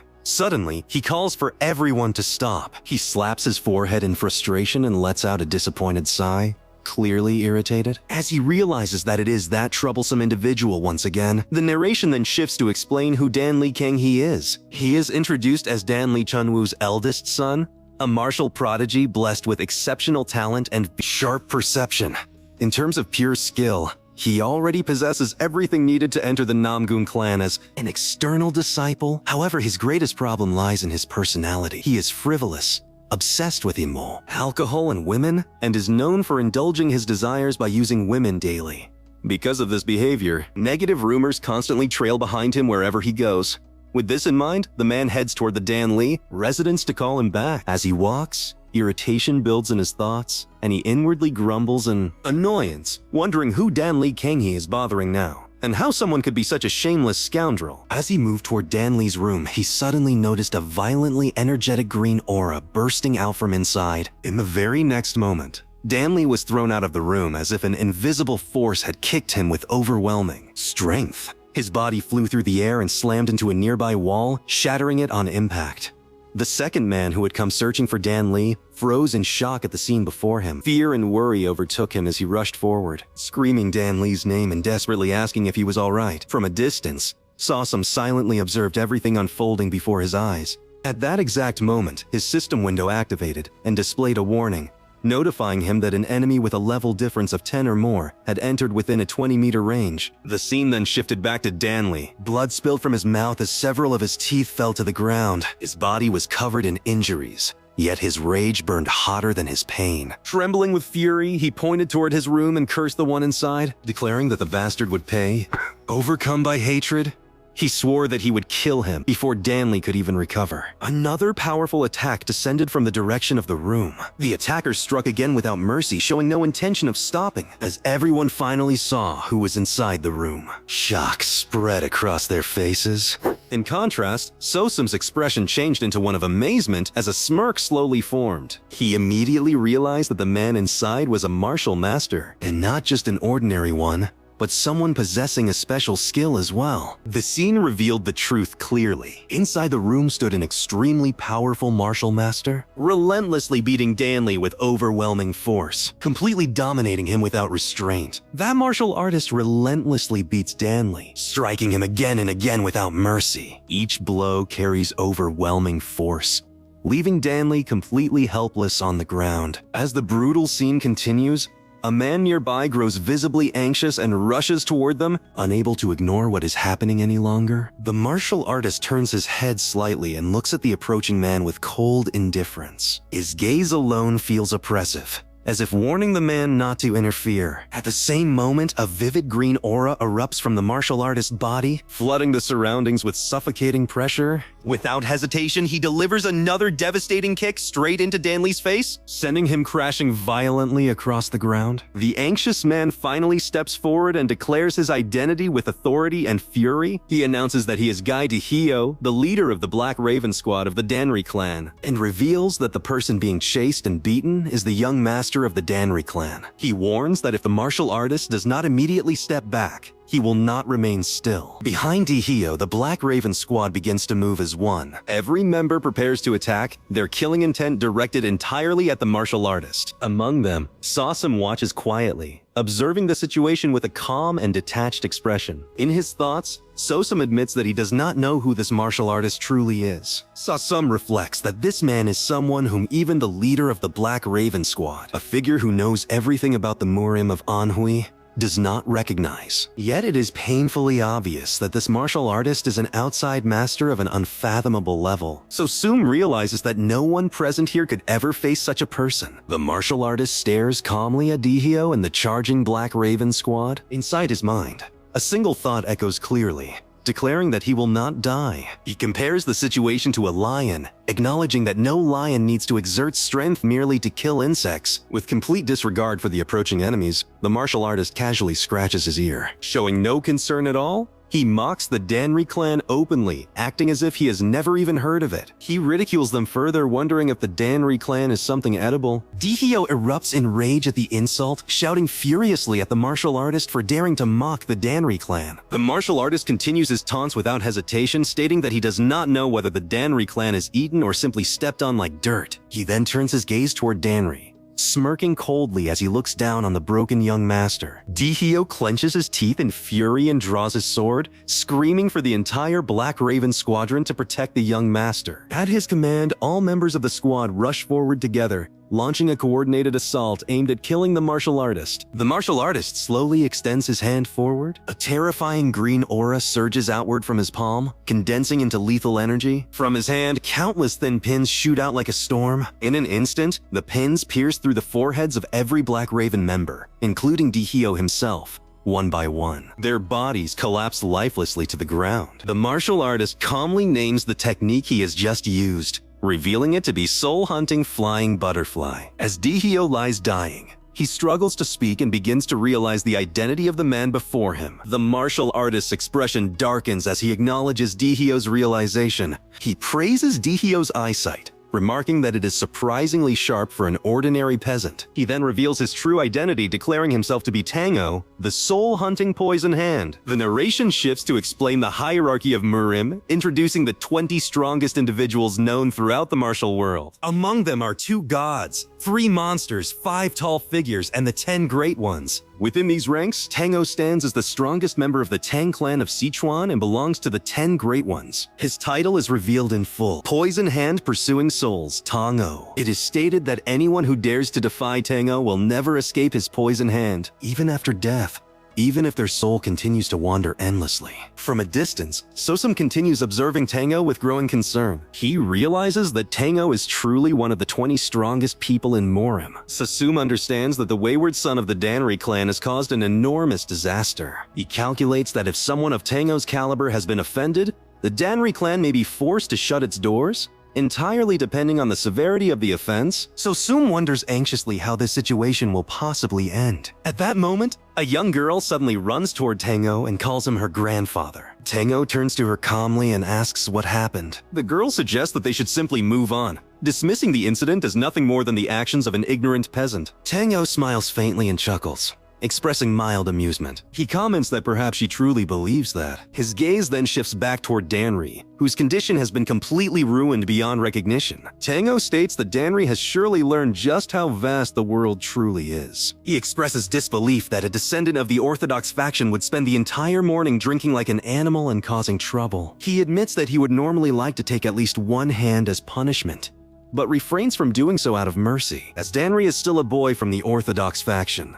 Tango leaves a final warning. He instructs that when Danri wakes up, he must be told that if he ever harasses a woman again, he will not live long. Dihi, oh, barely conscious, expresses gratitude for Tango's mercy and respectfully addresses him as Tang Sunbi. Tango clicks his tongue dismissively. Using his power, he retracts the poison pins from the foreheads of all the Black Raven members. He laughs lightly and calls out to his granddaughter, HWA, telling her that it is time to leave. As they prepare to depart, Tango casts a piercing stare at the Black Raven squad. Every single member trembles in fear, unable to meet his gaze, except for Sosum, who continues to stare back without flinching. Tango notices Sosum and turns his attention toward him. Sosum returns the stare, maintaining his composure. Tango then tells HWA to wait there for a moment. HWA looks confused and asks her grandfather why. Tango steps forward, approaching the kneeling Black Raven members. One by one, they all drop to their knees in submission, except Sosum, who remains standing. Tango walks directly towards Sosum. Sosum watches him approach and wonders internally why Tango is coming toward him and what reason there could possibly be. HWA calls out again, confused by the situation and asking what is happening. Tango calmly gestures towards Sosum and reassures her that it is nothing serious.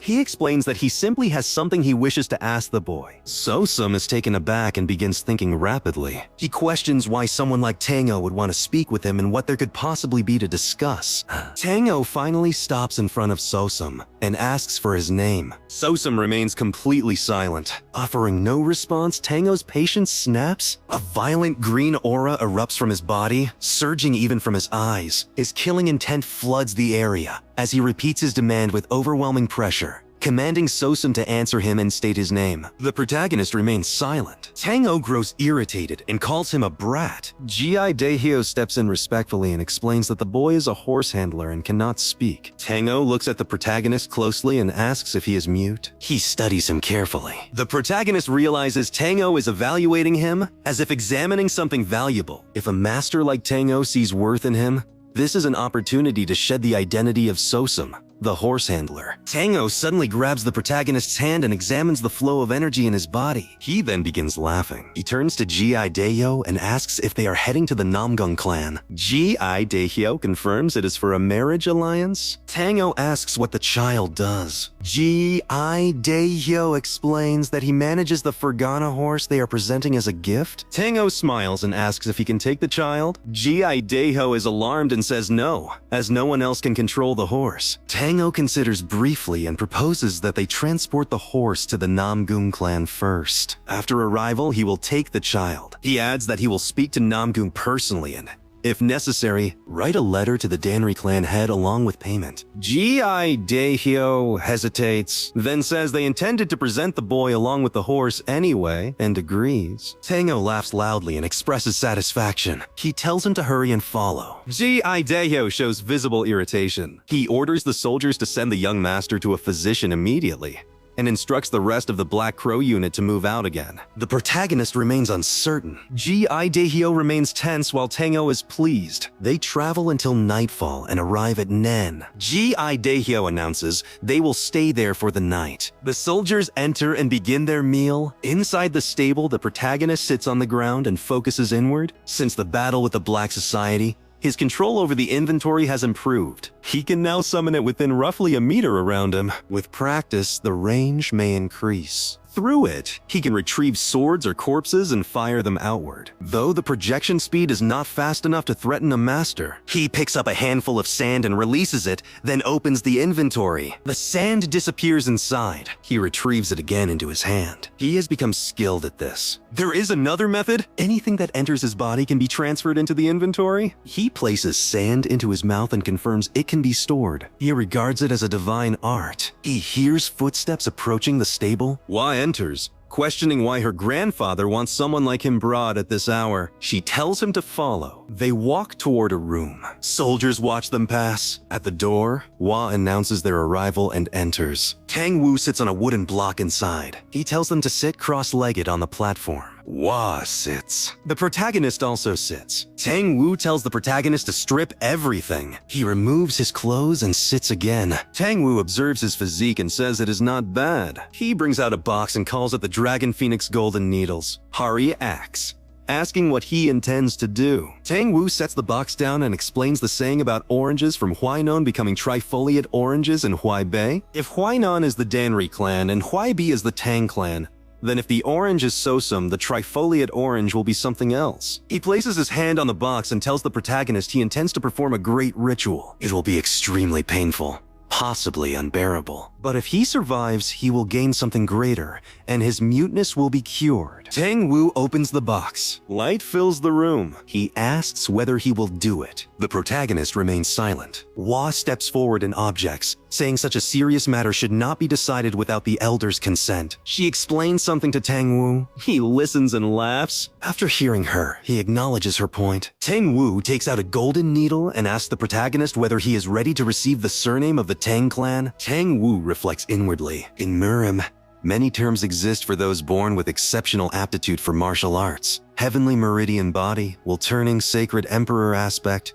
9th grade Sacred Bone, Heavenly Martial Heart Meridian, Cosmic Sacred Bone. These are rare talents said to appear once in decades, centuries, or even millennia. Those born with them leave marks on Murim's history. Yet the greatest aptitude of all is something he has found unexpectedly. Whether a talent appears once in 10, 100, or 1,000 years does not matter. This boy possesses a body never seen since Murim's beginning. A body with no meridians? At first glance, it seemed ordinary, simply untrained. But his body lacks the acupoints and pathways every human should have.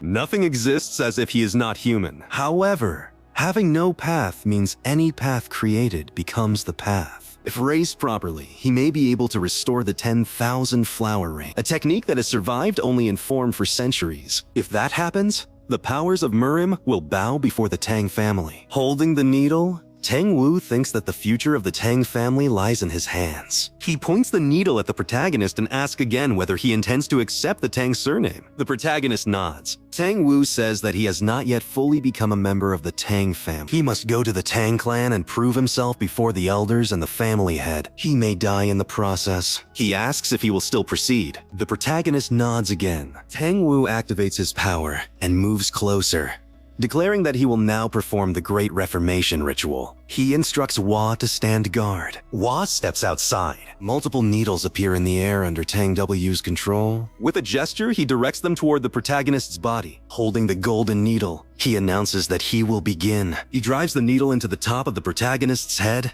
The tip begins to glow green. Seated on the wooden block, the protagonist observes Tang Wu and Hua. They assume he cannot understand because they're using sound transmission, but he reads their lips. A skill he once used for hunting now serves him here. He considers the phrase body of no meridians. The status window and system visible only to him likely resulted in a body that is neither fully human nor character. Tang Wu cannot know this and has formed his own conclusion. In that case, he only needs to play along. After careful work, Tang Wu places needles across the protagonist's entire body. Standing back, Tang Wu examines him. The temporarily created acupoints show no blockage in ki and blood flow. His ki flows several times faster than that of an ordinary martial artist. However, caution is necessary. Tang Wu opens a box containing insects and selects a millipede-like creature with a needle to prevent others from taking what he considers precious. He inserts the goo into the protagonist's ear as a precaution. He then methodically removes all the needles. By evening, the ritual is complete. Tang Wu tells him that from now on, he is no longer the Danri family's horse handler,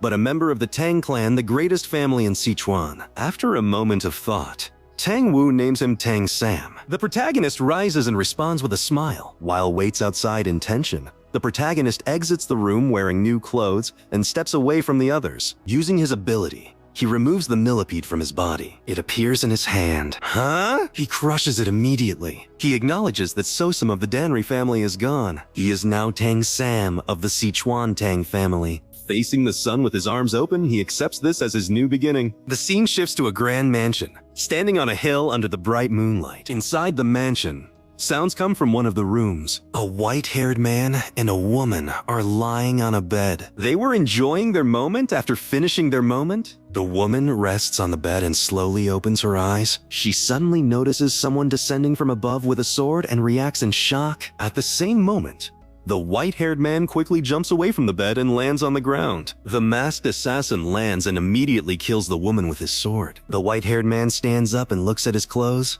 Noticing that blood has stained his expensive silk robe, he complains about the damage to his robe and angrily demands to know the assassin's identity. The assassin remains silent and points his sword toward him. He then swings his blade, releasing waves of black energy as he advances. The white-haired man draws his sword and blocks the attack, causing an energy clash. After the exchange, he comments that the assassin is weaker than expected. He then draws another sword using his magic and launches a stronger attack with both weapons. The assassin jumps backward and avoids the strike. The white-haired man continues pressing the attack and releases another powerful strike that pushes the assassin backward. In response, the assassin gathers black energy around his sword encounters. As their techniques collide, both attacks cancel each other out, although the assassin is pushed back slightly. After observing the technique, the white-haired man realizes that the assassin is using the ink-light killing sword. He recognizes the attacker as Mad Cloud and asks if it has been 10 years since they last met. Mad Cloud corrects the time precisely. The white-haired man laughs and sits down on a chair, confirming that the assassin is indeed Mad Cloud because of his precise memory. He then asks why the 18th Cloud has personally come here. Mad Cloud explains that he has arrived to deliver orders and addresses the white-haired man by the name Ash Shadow. The white-haired man asks what the order is. Mad Cloud informs him that the order is the first stratagem. After hearing this,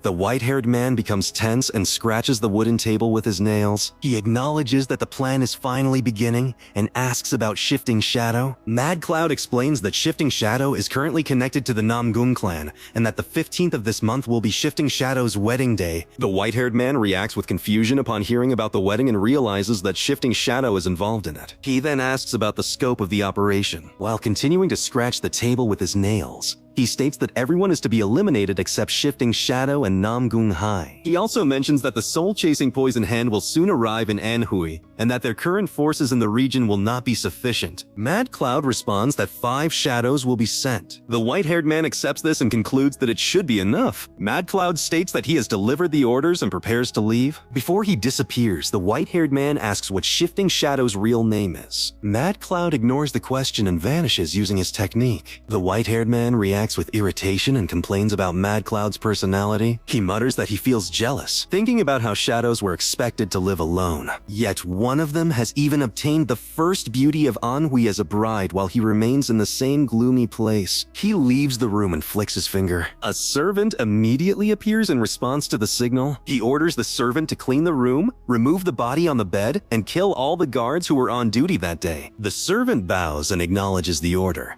addressing him as branch leader. The white-haired man then walks to the balcony and looks down at the city below. The mansion is revealed to be the Anhui branch of the heavenly demon divine cult. The white-haired man himself is identified as the branch leader known as the Naked Silver Demon, Pega Hale. Standing on the balcony and looking toward the city, he reflects that the operation is finally beginning. Meanwhile, the protagonist Tang Wu and the soldiers continue traveling toward their destination. Tang Wu signals for the group to stop and notes that they have arrived sooner than expected. Tang Wu and the protagonist looks toward the city ahead and recognizes it as Anhui, the place ruled by the Namgung clan. The scene shifts to the city. The sky is filled with fire lanterns, and the streets are lively with celebration. People cheer while performers entertain the crowds. The entire city is decorated, including a large mansion where the event is being held, and people throughout the streets are enjoying the festivities. At the entrance gate of the mansion, several poor people bow before a soldier and beg for a small portion of rice to share. The soldier becomes irritated and angrily tells them that they have no idea where they are,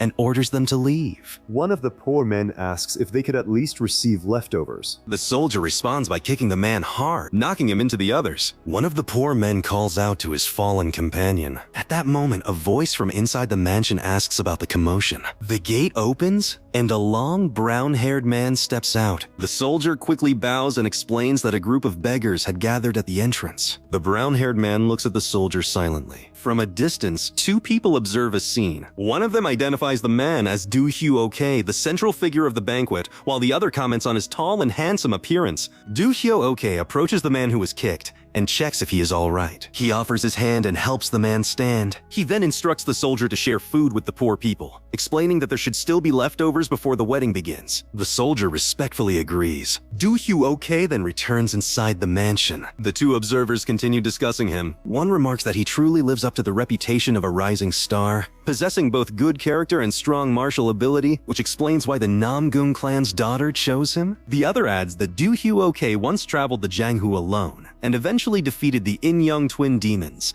two figures who had rampaged across the Jianghu for decades. They note that a wandering young warrior defeating those two demons, and later becoming the Namgung clan's son-in-law, is remarkable. As they continue talking, one of them begins mentioning rumors related to the martial arts of the Thunderblade Emperor, who was considered the greatest under heaven 300 years ago. At that moment, Tang Wu bumps into one of them. The man begins to protest, but is interrupted when Tang Wu responds sharply. The man immediately recognizes him as the soul-chasing poison hand Tang Wu and becomes frightened. Tang Wu grabs the man by the head and slams him to the ground. He then walks away, telling him to move aside and calling them useless. Tang Wu and the others continue toward the mansion. Inside the mansion, Do-hyo-ok is welcoming an elderly guest when he notices movement near the gate. As Tang Wu arrives at the entrance, he loudly demands silence. The surrounding people gather around him while he states that if anyone has something to say, they should speak directly rather than whispering behind his back. Do-hyo-ok steps outside and asks Tang Wu to calm down. He bows respectfully and introduces himself as Do-hyo-ok. Tang Wu acknowledges that he is the young man who caused him to come all this way. He remarks that meeting him earlier would have been preferable and states that seeing him now is disappointing. Do-hyo-ok reacts with confusion and asks Tang Wu what he means. Tang Wu ignores the question and,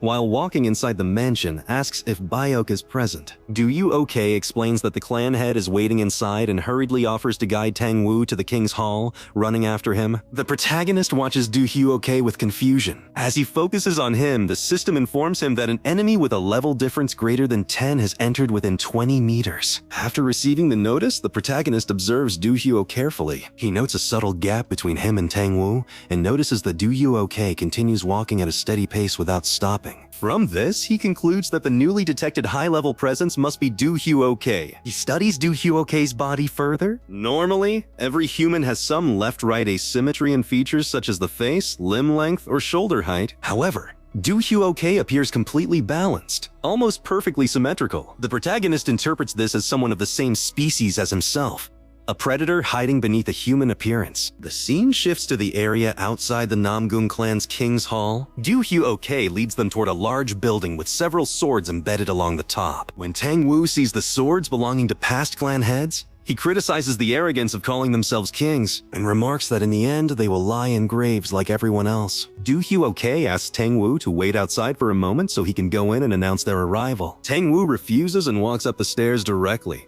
pointing out that the clan head was already said to be waiting. He pushes open the doors and enters. Inside, an older man is speaking with a yellow-haired woman. When the man sees Tang Wu, he reacts with surprise and greets him as his uncle. He approaches and welcomes him, saying it has been a long time. Tang Wu responds by criticizing the undignified behavior of a clan head running around, but admits it is good to see him again. The man laughs and remarks that Tang Wu has not changed. From a distance, Tang Wu observes them and wonders if her grandfather and the clan head were always that close. The yellow-haired woman notices Tang Wu and approaches her, greeting her warmly. Tang Wu replies that she seems to have become even prettier. The woman thanks her and asks if she's been well. Do-hyo-ok coughs to draw attention and explains that earlier he was too flustered to introduce himself properly, stating that his name is Do-hyo-ok. Tang Wu introduces herself as Tang Wu and jokingly asks if she may call him brother-in-law. Nam Gung-hai becomes embarrassed while Do Hyo-kei laughs and says that the title sounds fine. Hang-woo remarks that she never expected someone shy like Hai to get married before her. Hae becomes more embarrassed by the teasing. Hai then looks toward the protagonist and asks who he is. Tang-woo begins to explain, but the protagonist steps forward first and introduces himself as Tang Sam. Do Hyo-kei greets him and offers his hand. The protagonist pauses for a moment with caution, before shaking his hand and smiling. Do Hyo-kei then mentions that he plans to go to Soho Lake that night with Hai and suggests that they all go together, including Tang Sam. The scene shifts to the shores of Soho Lake. The lake is illuminated by many small lamps floating across the water. From ship on the lake, the group watches the scenery with interest. Tang-woo looks at the view and expresses excitement at how beautiful it is. Do Hyo-kei explains that the lake is well known for its scenery and that the night view is especially famous. Nam Gung-hai also admires the sight of the moon reflected across the lake. While the two women continue talking, Do Hyo-kei approaches Tang Sam and suggests that since the ladies are chatting, the men should have a drink. He says he will bring some liquor and leaves. Tang Sam watches him from behind and thinks about Do Hyo-kei. On the surface, he is the man who will soon become the Namgung clan's son-in-law. But to Tang Sam, it is clear that Do Hyo-kei is hiding something. He considers him a predator,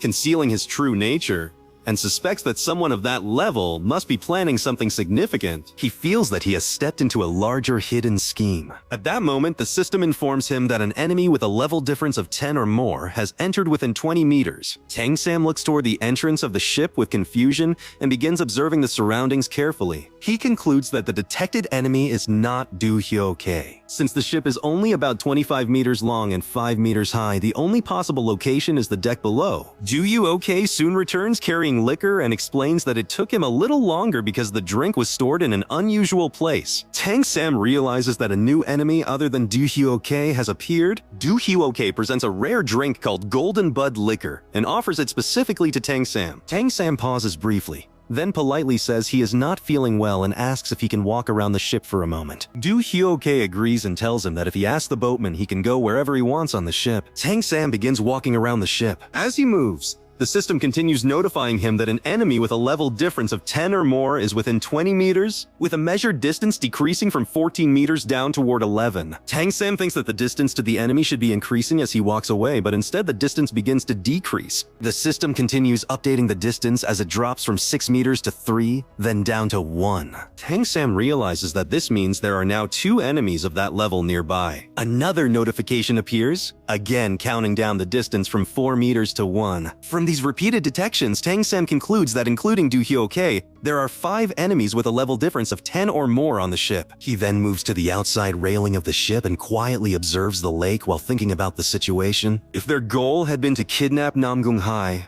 they would have already acted. The fact that they have not taken action yet means something else must be happening. Looking toward the large buildings of the city, the protagonist considers the situation again. From what he has observed, there is a high possibility that the real target is not Namgung-hai, but the Namgung clan itself. Every one of the enemies detected has a level difference of at least 10 compared to him. Their true level could be 20 or even 30. If 4 people of that level are planning to invade the Namgung clan, it could lead to the clan's downfall. He realizes he is caught between 2 sides. Tang-woo stands with the Namgung clan, while the enemies preparing the attack are already ahead of him. Thinking about the situation, he remarks to himself that he is truly stuck between 2 opposing forces. With the ship approaching its destination, he decides he has to move before they arrive. The scene then shifts to several ships moving toward the Namgung clan city. Inside the city, a group of soldiers approaches a building. When they reach the entrance, one of the soldiers questions their leader, squad leader Go Zung-gong, asking whether it is really necessary to keep checking everything along the way,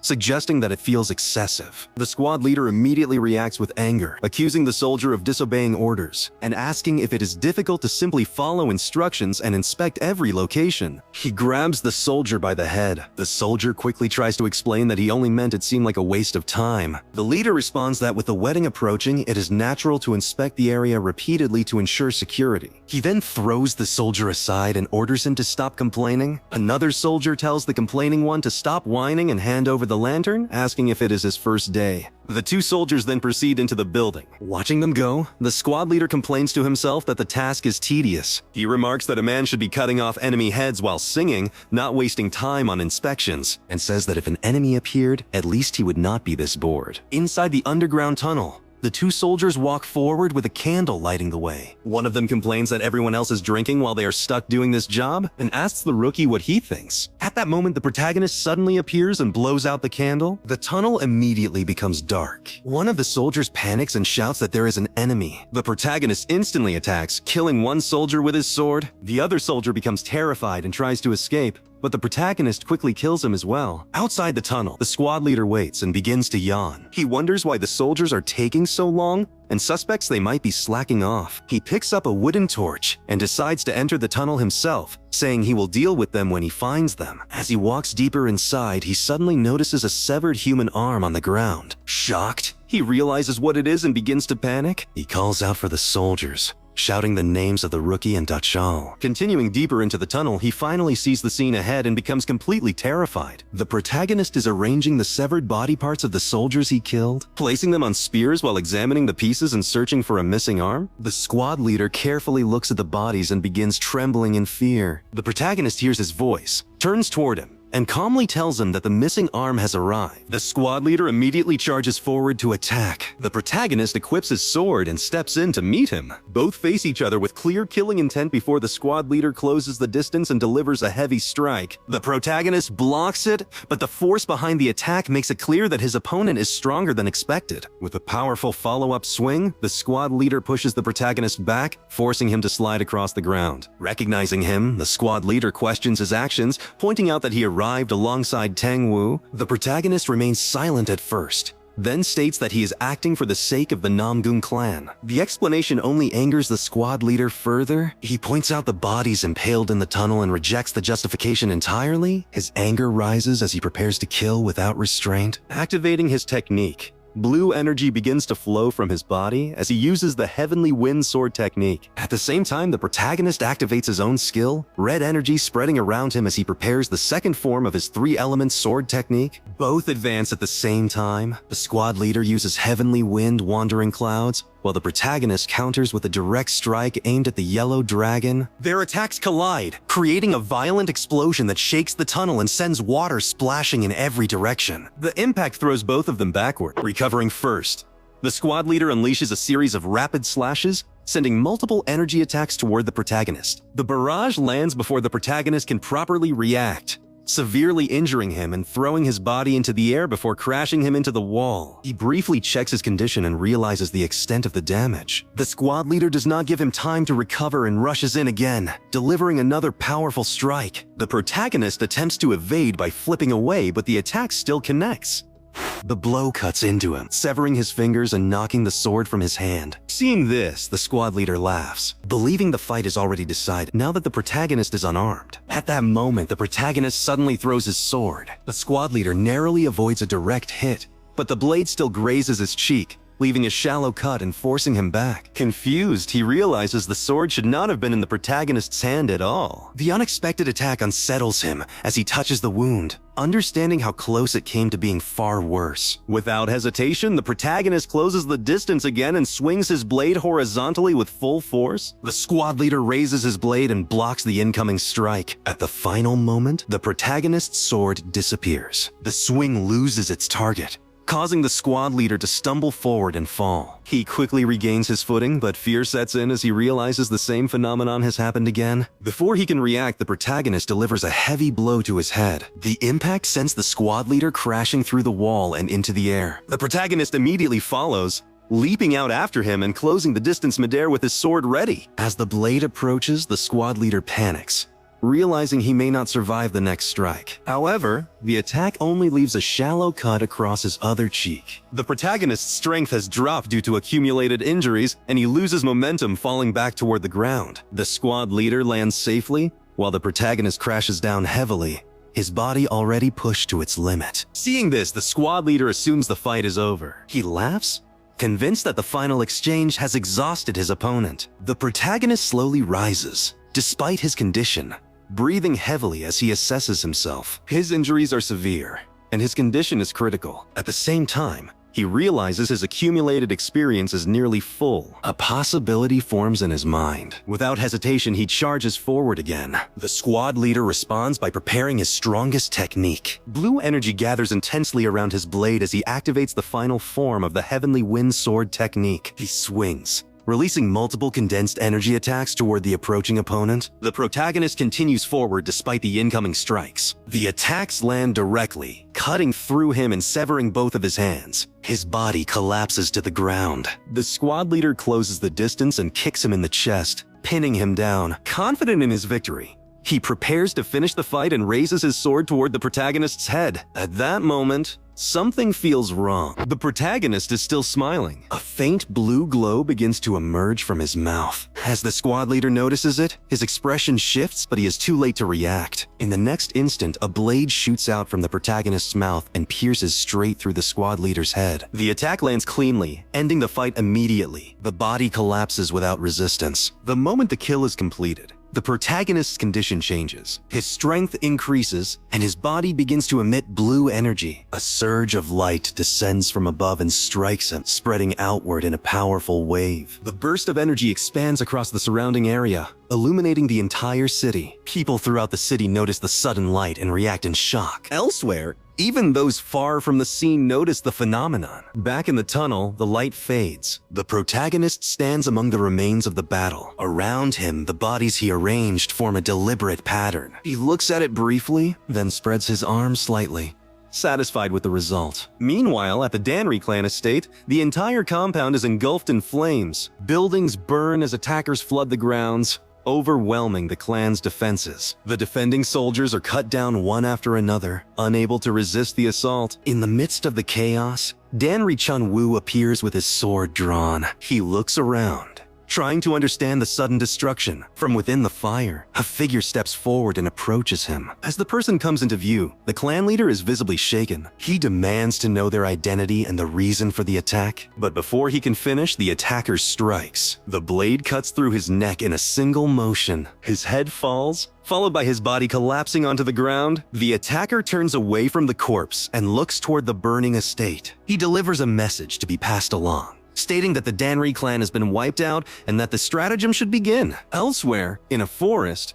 Pegaheel finishes his activity and pushes aside the woman beside him. Noticing her clothing, he realizes she was from the Danry clan and dismisses it as insignificant. At that moment, someone appears behind him. He turns and recognizes the arrival, noting that the task has already been completed. While getting dressed, he considers the situation, particularly the unusual signal that appeared earlier, and suspects that the Namgung clan may have become aware of the plan. He immediately gives orders to block all routes leading into Anhu Way and to begin the first stratagem. Behind him, a group of soldiers gathers, ready to move. The scene shifts back to the tunnel. Several soldiers stand in front of the display created by the protagonist. The bodies arranged on spears form a deliberate pattern, and the sight leaves them shocked. One of them reads the message written in blood across the wall. The words describe the moon, the emperor, and a wanderer becoming king, with the fall occurring under a full moon. The clan leader present at the scene listens and acknowledges that while the identity of the culprit is unknown, it is clear that someone is targeting the Namgung clan. He orders increased patrols and heightened vigilance as the wedding approaches, instructing his men to report anything unusual directly to him.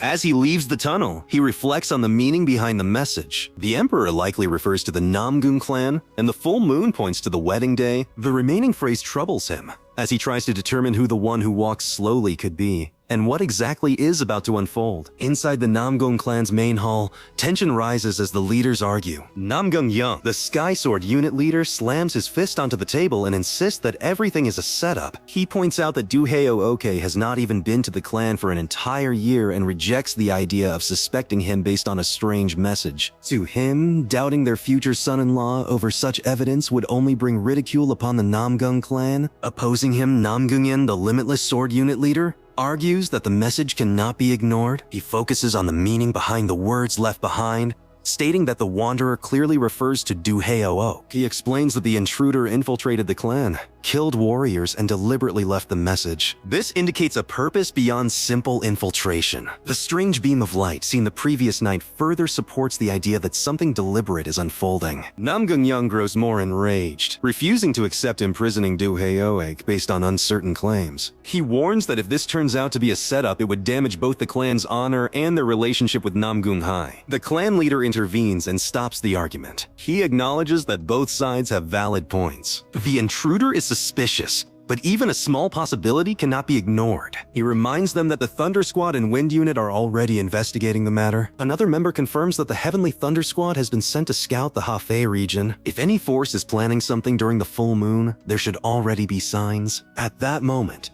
a soldier rushes into the hall and delivers an urgent report. The person entering is Nam Gung-hu, the Heavenly Thunder Squad leader. Breathing heavily, he reports that all members sent for investigation have failed to return. They were expected back within a set time, but none of them came back. The room falls into shock. When asked what he concluded from this, Nam Gung-hu states that the Namgung clan is surrounded by enemies. The statement unsettles everyone present. Nam Gung-young immediately demands to know who could possibly surround them. The clan leader begins to consider possibilities, but dismisses known forces such as the Yangtze groups, as they would not move inland and are already under truce. Nam Gung-young questions what kind of force could even gather enough manpower in Anhui to encircle the Namgung clan. Namgung then arrives at a conclusion. There is only one force in all of Murim capable of such a feat: the Heavenly Demon Castle. The scene shifts away, moving through the city toward the Namgung clan castle. The protagonist walks calmly. The words left behind earlier repeat in his mind,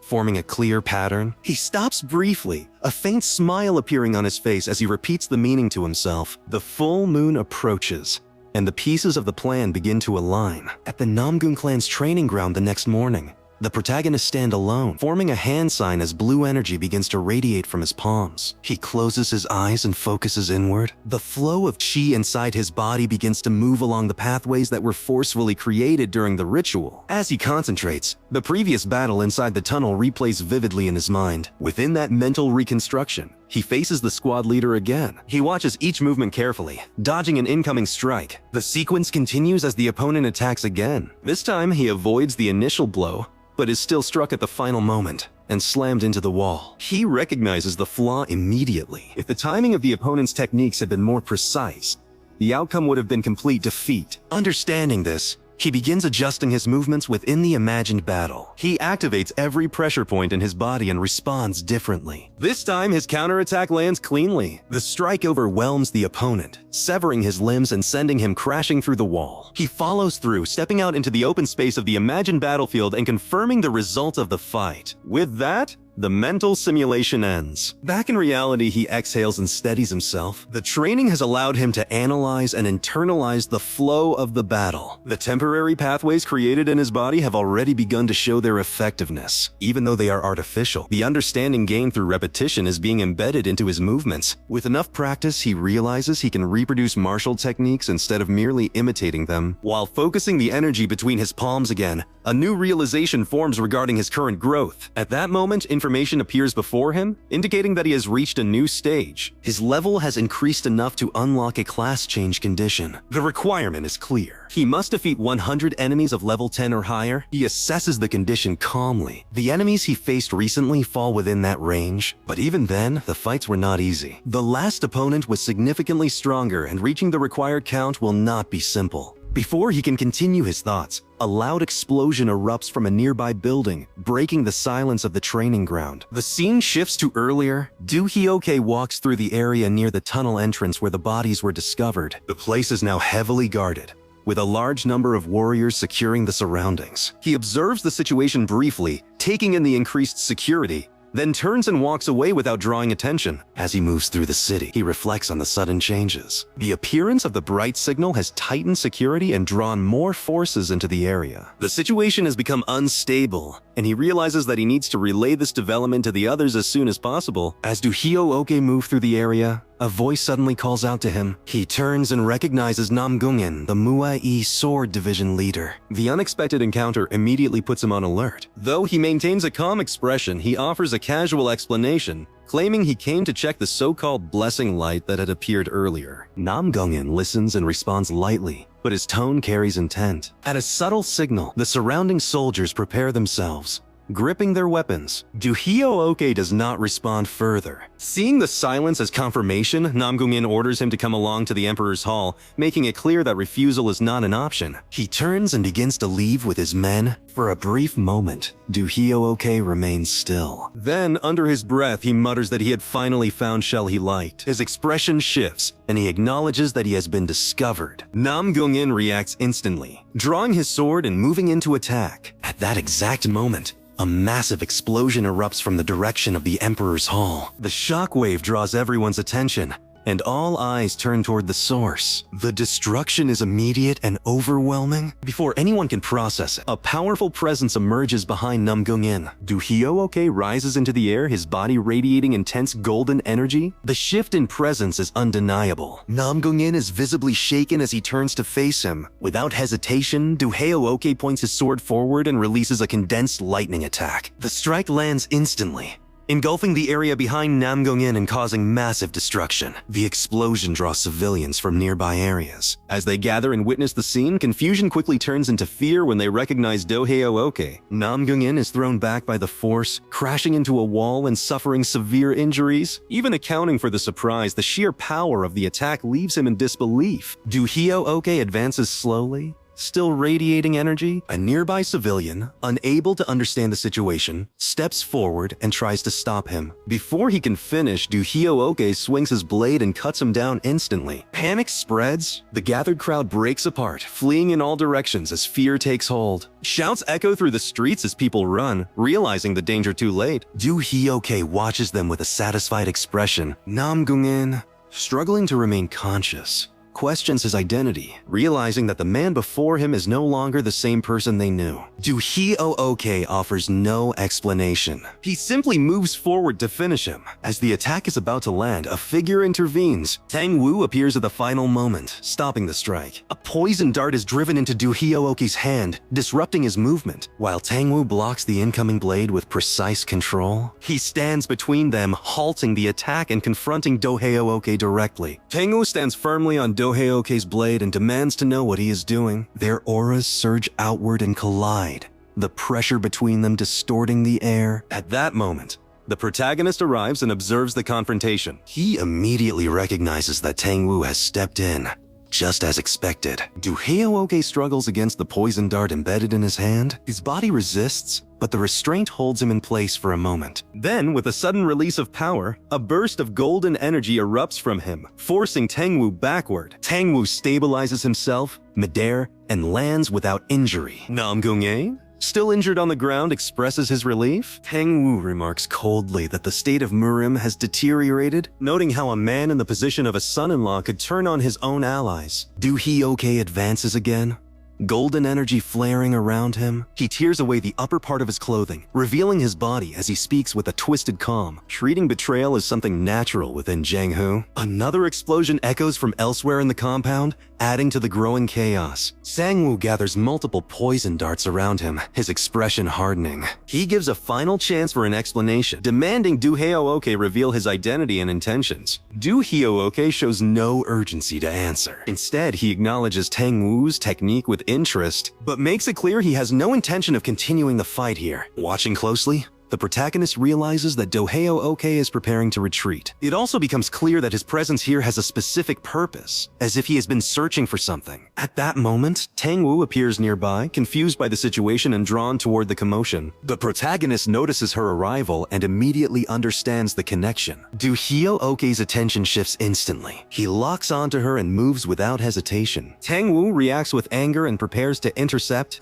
while the protagonist moves at the same time, rushing toward her position. Midway through his advance, Duhyo-oke throws his sword, infused with condensed golden energy. The weapon travels like a bolt of lightning straight toward Tang Wu. Tang Wu is caught off guard by the sudden change in attack. Tang Wu freezes, unable to react. as the strike closes in. Before it reaches her, the protagonist steps in front of her and shields her body, pulling her in to block the attack. The impact creates a violent explosion of light, tearing into the ground and forming a deep crater. As the dust settles, Tangwu rushes forward, calling out in urgency. When he reaches the crater, he stops. At its center, the protagonist is seated, holding Tanghua in his arms. She is unconscious but alive. Tangwu approaches and calls out to the protagonist, asking if he was the one who saved Tanghua. Without replying, the protagonist walks forward, still holding her, and carefully hands her over. Tangwu receives her and looks at him with a brief, uncertain expression before his face softens. He begins to thank him, but his words are cut short. Laughter echoes from above. Duheo Oke sits on top of a nearby building, watching them with a distorted, almost playful expression. Tangwu turns toward him, irritation immediately rising. The protagonist studies him quietly and recognizes the difference in presence. The man is not ordinary. His strength is enough to stand against Tangwu directly. Duhioke addresses Tangwu briefly, then remarks that he will return again soon. His tone is casual but deliberate. As he turns to leave, something catches his attention. He pauses and looks back toward the protagonist.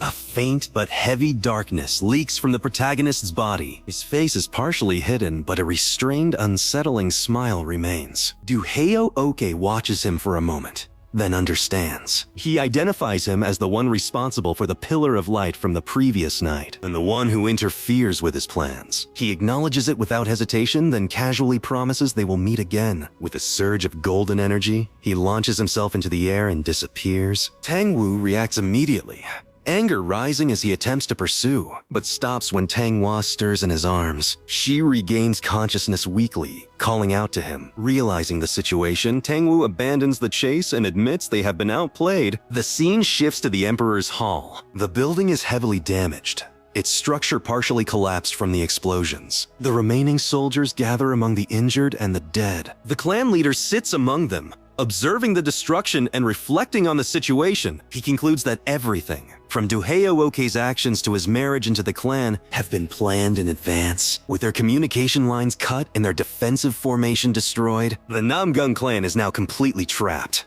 Namgungin enters the hall and proposes their options: fight, flee, or send a messenger. The clan leader immediately dismisses the first two, recognizing they are no longer viable. Namgungin explains that sending a messenger to the Murim Alliance is the only realistic choice. Reinforcements could arrive within days if the message is delivered successfully. The problem remains: who can break through the siege? He suggests that only someone of exceptional ability could manage it. The clan leader understands the implication, but questions whether even Tang Wu could accomplish such a task alone. After a brief pause, Namgungin presents the final part of his plan. They will use the wedding guests currently inside the clan, hundreds of people who are already desperate to escape as part of the strategy. Night settles over the Namgung clan as the scene shifts to a palace near a river that runs beneath a mountain cliff. Inside, the atmosphere is tense. The clan leader sits in silence while Tang Wu stands nearby. The protagonist and Tang will remain close, observing without speaking. The clan leader glances toward the protagonist and questions his presence. Tang Wu answers directly, stating that the boy now carries the Tang family name and can be trusted, urging him to continue without concern. After a brief pause, the clan leader lowers himself and makes a formal request. He asks Tang Wu to leave with the wedding guests through Soho Lake and secure reinforcements. Tang Wu reacts with irritation, immediately pointing out the cost of such a plan. He knows that many would die attempting it. Still, he does not reject the idea outright. The clan leader explains further. If they travel by water from Soho Lake to the Yangtze River, they can seek aid from the 18 strongholds that control the waterways. Preparations have already been made. Ships have been deployed, and the clan's guests and servants have been gathered at the southern Watergate. Tang Wu processes this and asks when they are to depart. The answer is immediate. There is no time left. They must leave that very night. Tang Wu falls silent for a moment, then turns and begins to walk away, accepting the responsibility without further argument. He prepares to act. Before he leaves, the clan leader calls out once more. He asks that Namgung Hai be taken along as well. He does not want her to witness what is about to happen. Tang Wu stops and turns back, asking if that is all. The clan leader's composure breaks. Fear shows clearly as he admits the truth. He is not certain the clan can survive what is coming. There is doubt that they can even endure for 10 days. Tang Wu responds sharply, his anger rising. He rejects the idea outright and declares that as long as he is present, the clan will not fall so easily. He orders the clan leader to endure, to hold on no matter what, and makes it clear that he will return with reinforcements. The decision is made. The next phase begins. Tang Wu calls out loudly as Tang Wu leaves, her voice filled with urgency. But he does not stop. He exits without turning back. Inside the palace, the clan leader remains seated, his expression heavy and quiet. The weight of the decision lingers in the room. Nearby, the protagonist watches him in silence, taking in everything that was said. The scene shifts. The protagonist now stands alone on a mountain cliff near the palace, overlooking the river under the moonlight. The water reflects the night sky as he remains still, thinking. He considers the situation calmly. Saving Tang Wu had its value, as it allowed him to hear the Namgong clan's plan directly. But the plan itself is unstable and filled with uncertainty. Behind him, Tang Wu steps out of the palace. She is visibly tense, running her hands through her hair as she mutters to herself, unable to understand her grandfather's intentions. As she notices the protagonist standing there, she immediately composes herself, suppressing her frustration. She approaches and stands beside him at the edge of the cliff. Both remain silent, facing the river. The silence stretches. Tang Wu grows increasingly uncomfortable, unable to read his expression or thoughts. The awkwardness builds until she finally forces herself to speak. Nervously, she thanks him for saving her. Even then, she quickly adds that he should not misunderstand her intentions, explaining that she simply did not want to lose the chance to say it. The protagonist does not respond. He only looks at her, remaining as unreadable as before. The scene shifts again. On another cliff, overlooking the same city, Pega Hill stands facing the river. The city lights flicker below. A presence appears behind him. He recognizes it immediately and addresses the figure, referring to him as Shifting Shadow, or Do He Okay, and asks for an explanation. Do He Okay stands beside him, calm and composed, responding as if nothing has gone wrong. Pega Hill counters, pointing out the obvious failure for Shadow's Lost, the objective incomplete, and the fact that Do He Okay himself has returned. Do He Okay dismisses this, explaining that the true purpose of the first stratagem was not the immediate destruction, but positioning himself as a hero within the Orthodox faction. Then he states that his current situation does not prevent that outcome. At that moment, a strange surge of energy begins to emanate from his body. His form distorts unnaturally, shifting and changing. The transformation continues until his appearance completely alters. Within moments, he takes on a form of Namgung Hai. Standing there in her likeness, he calmly explains that in this form he no longer needs the original. With her identity, he can naturally position himself as the successor of the Namgung clan. Pega Hyol watches, visibly shocked, as the realization sets in. Pega Hyol bursts into loud laughter, his voice echoing across the cliff. His reaction is unrestrained as he calls the plan insane, yet praises it at the same time. As his laughter settles, he studies the transformed figure more carefully and comments on the appearance, noting that the reputation of Anhui's first beauty is not exaggerated. His gaze lingers in a way that makes his intent clear. Do Hyo okay? Pauses, visibly taken aback for a brief moment. Then his expression hardens, irritation turning into open anger as he snaps back at him. Pega Hyol, however, remains unfazed, brushing it off with crude indifference. To him, appearance alone is enough, regardless of anything else. The tension between them spikes instantly. Their auras flare, colliding in the space between them as hostility rises. Before it escalates further, a hawk descends from above. Both of them shift their attention to it. The bird lands calmly on Pega Hyol's wrist. Do Hyo okay immediately recognizes the source of the message. After reading it, Pega Hyol confirms that the ships have already set sail. He releases the hawk back into the sky and decides to move, asking what Do Hyo okay intends to do next. Do Hyo okay answers that he will follow the hawk. Pega Hyol questions the decision, suggesting that returning to the Namgung clan would be more worthwhile. Do Hyo okay disagrees, stating that something more interesting lies elsewhere. Pega Hyol presses further, mentioning Tang Wu and dismissing the idea that a single master could outweigh the importance of the entire Namgung clan. Then something clicks in his mind. He recalls the strange pillar of light and realizes there might be a connection. He demands to know if Do Hyo okay has identified its source. Do Hyo okay refuses to answer. Without giving anything away, he launches himself into the air and disappears. Pega Hyol calls out after him, but there is no response. Left alone on the cliff, he stands in irritation as the situation slips beyond his control. The scene shifts. Several ships are already moving across the river, cutting through the dark water onto the night sky. On one of them, Tang Wu stands alongside Tang Hua and the protagonist. The group remains unaware that they are being watched. From the distant shore, a gray-haired man with a scarred face observes them through a viewing device. After confirming what he sees,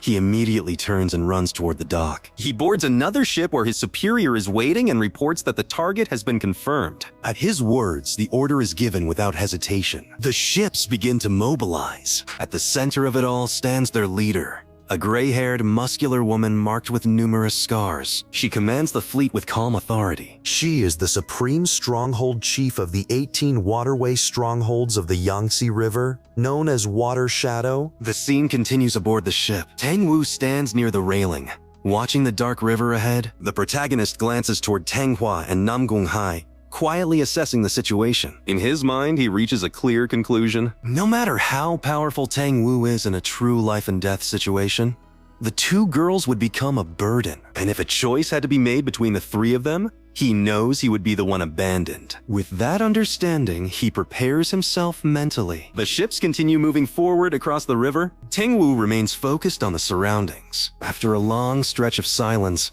he notes that something feels wrong. There has not been a single sign of enemies along the route. Given the scale of the force capable of surrounding the Namgun clan, such an absence does not make sense. He immediately orders precautions. At his command, the speed of his ships is reduced. As the crew adjusts the sails and movement, one of the workers suddenly notices something in the distance and calls out. Lights appear ahead. Everyone looks forward. Dozens of brightly lit ships are approaching them across the water. Excitement spreads instantly among the passengers. Many assume that reinforcements have arrived, believing the Namgun clan's message must have reached its allies. Relief begins to spread across the ships. Tang Wu, however, does not react the same way. He narrows his gaze and studies the approaching fleet more carefully. The flags become visible, revealing the identity of the incoming force, the 18 waterway strongholds of the Yangtze River. For a brief moment, it seems to match what was expected, but something feels off. Tang Wu notices the number of ships and their formation. Instead of approaching like reinforcements, they are positioned in a way that blocks the path ahead. He processes it quickly. There were no enemies along the route,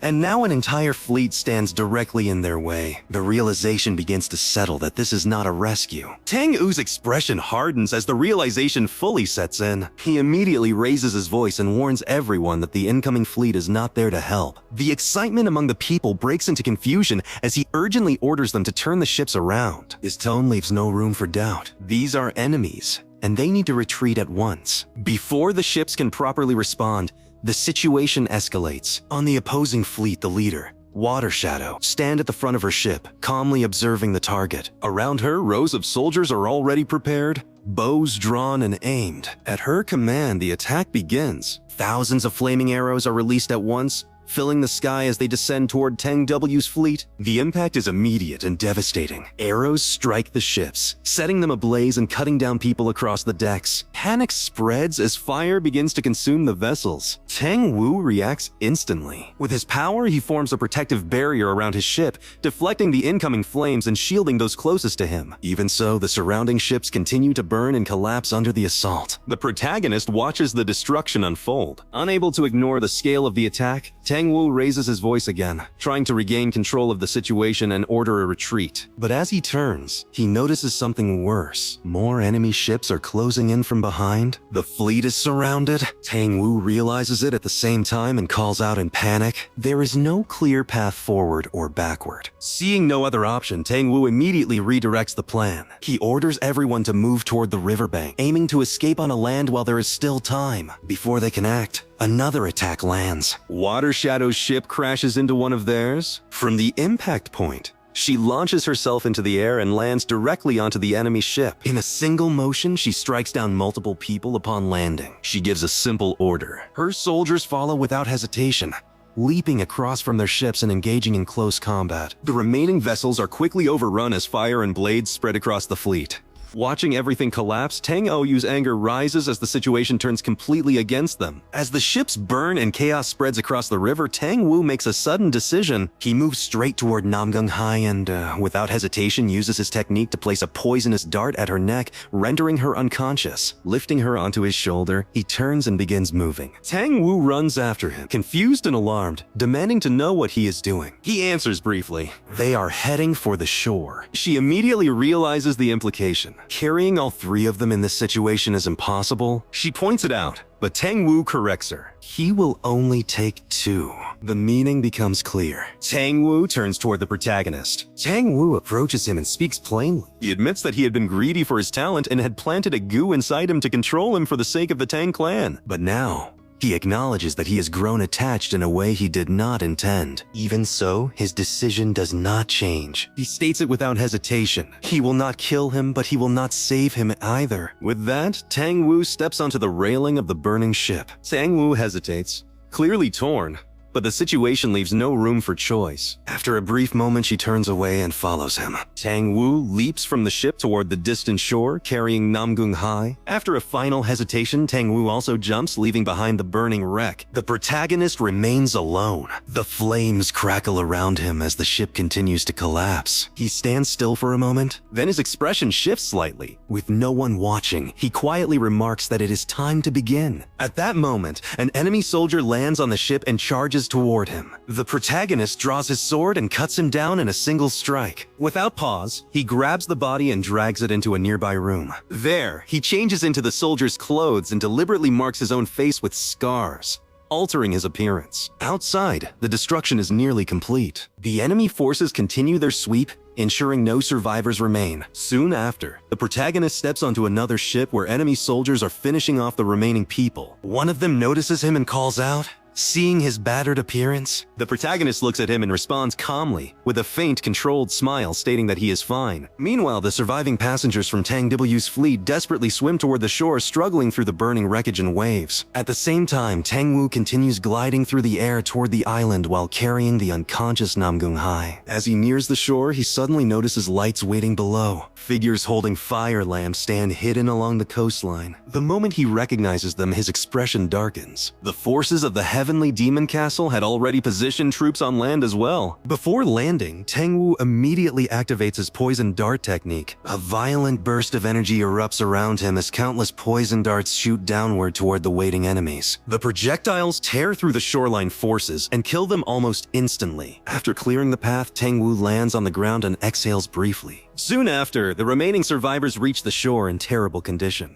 Tang Wu and Ji Daikyo arrive exhausted alongside the others. Without wasting time, Tang Wu begins moving deeper toward the forest while carrying Namgung Hai over his shoulder. Ordering everyone to hurry, the survivors quickly follow behind him. The scene shifts back to the enemy ships. Disguised among the enemy soldiers, the protagonist stands quietly while a notification appears before him. The class advancement quest updates. His current completion count rises to 18 out of 100. Seeing the number, he immediately realizes that some of the enemies killed during the battle met the quest conditions. Before he can think further, one of the enemy soldiers notices the state of his face and throws him a cloth, telling him to at least cover himself. The protagonist calmly accepts it and wraps the cloth around his face. At that moment, a large, rough-looking man with twisted hair and a heavy beard steps onto the ship. His appearance immediately changes the atmosphere. The surrounding soldiers bow at once, addressing him as the Vice Stronghold leader. He casually looks around at the blood-covered ship and comments on the slaughter before asking for a report. One of the soldiers explains that everyone aboard the ships has been killed, but Tang Wu and several survivors managed to escape onto the shore. The Vice leader scratches his head and remarks that he will need to report this to the Stronghold leader. He orders the soldiers to wait for further instructions. The soldiers obey immediately. From a distance, the protagonist silently watches the exchange, gathering information. Elsewhere on the fleet, Water Shadow stands near the railing of her ship, staring out toward the dark shoreline. The Vice leader approaches her and stands at her side. Without even turning toward him, Water Shadow remarks that he is late and addresses him directly as Shifting Shadow. He reacts with slight surprise, asking if she already knew. Water Shadow explains that Ash Shadow had informed her beforehand. Then she calmly adds that no matter what form he takes, man or woman, his smile never changes. The man standing in the appearance of the Vice Stronghold leader was not truly the Vice leader at all, but Shifting Shadow in another disguise. the demonic form of Doheo Oak. After hearing Water Shadow's words, Shifting Shadow calmly remarks that he will remember it. He then asks what they plan to do about Tang Wu. Water Shadow explains that everything is proceeding according to plan. Tang Wu is being driven towards Xinjiang Mountain, a place formed between steep mountains and valleys. There,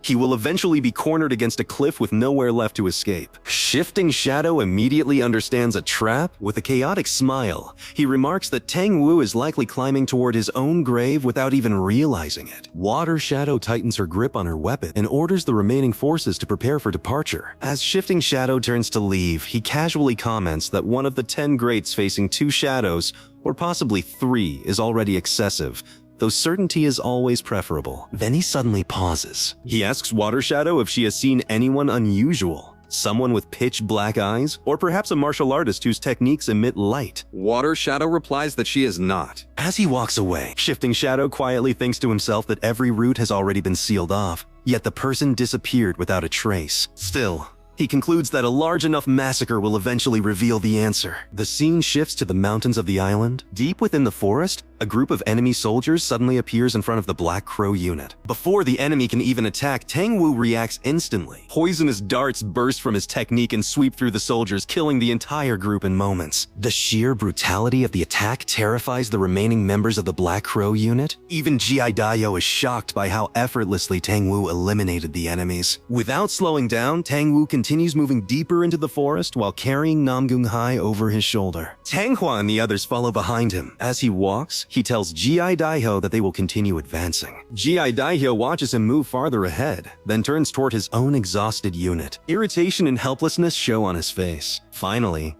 he orders the soldiers to rest briefly. The weary soldiers immediately collapse onto the ground to recover. Leaning against a tree, Ji Daihyo silently reflects on the situation. More than half of the Black Crow unit is already gone, perhaps even more. Danri Hui, who is supposed to join them, has disappeared entirely. At this point, even the survival of the unit itself is uncertain. He realizes they need to return to the Danri clan as quickly as possible. Then footsteps echo through the forest. Ji Daihyo instantly becomes alert. He draws his sword and orders the remaining soldiers to prepare for battle. The exhausted warriors quickly rise and ready their weapons. Ji Daihyo demands to know who is there. From behind the trees, a large group of enemy soldiers emerges. The moment he recognizes them, his expression tightens. Pirates! Standing among them with his face concealed beneath a cloth, the protagonist looks directly at Ji Daihyo and calmly says only one thing: peekaboo. Both groups stand facing each other in the middle of the forest,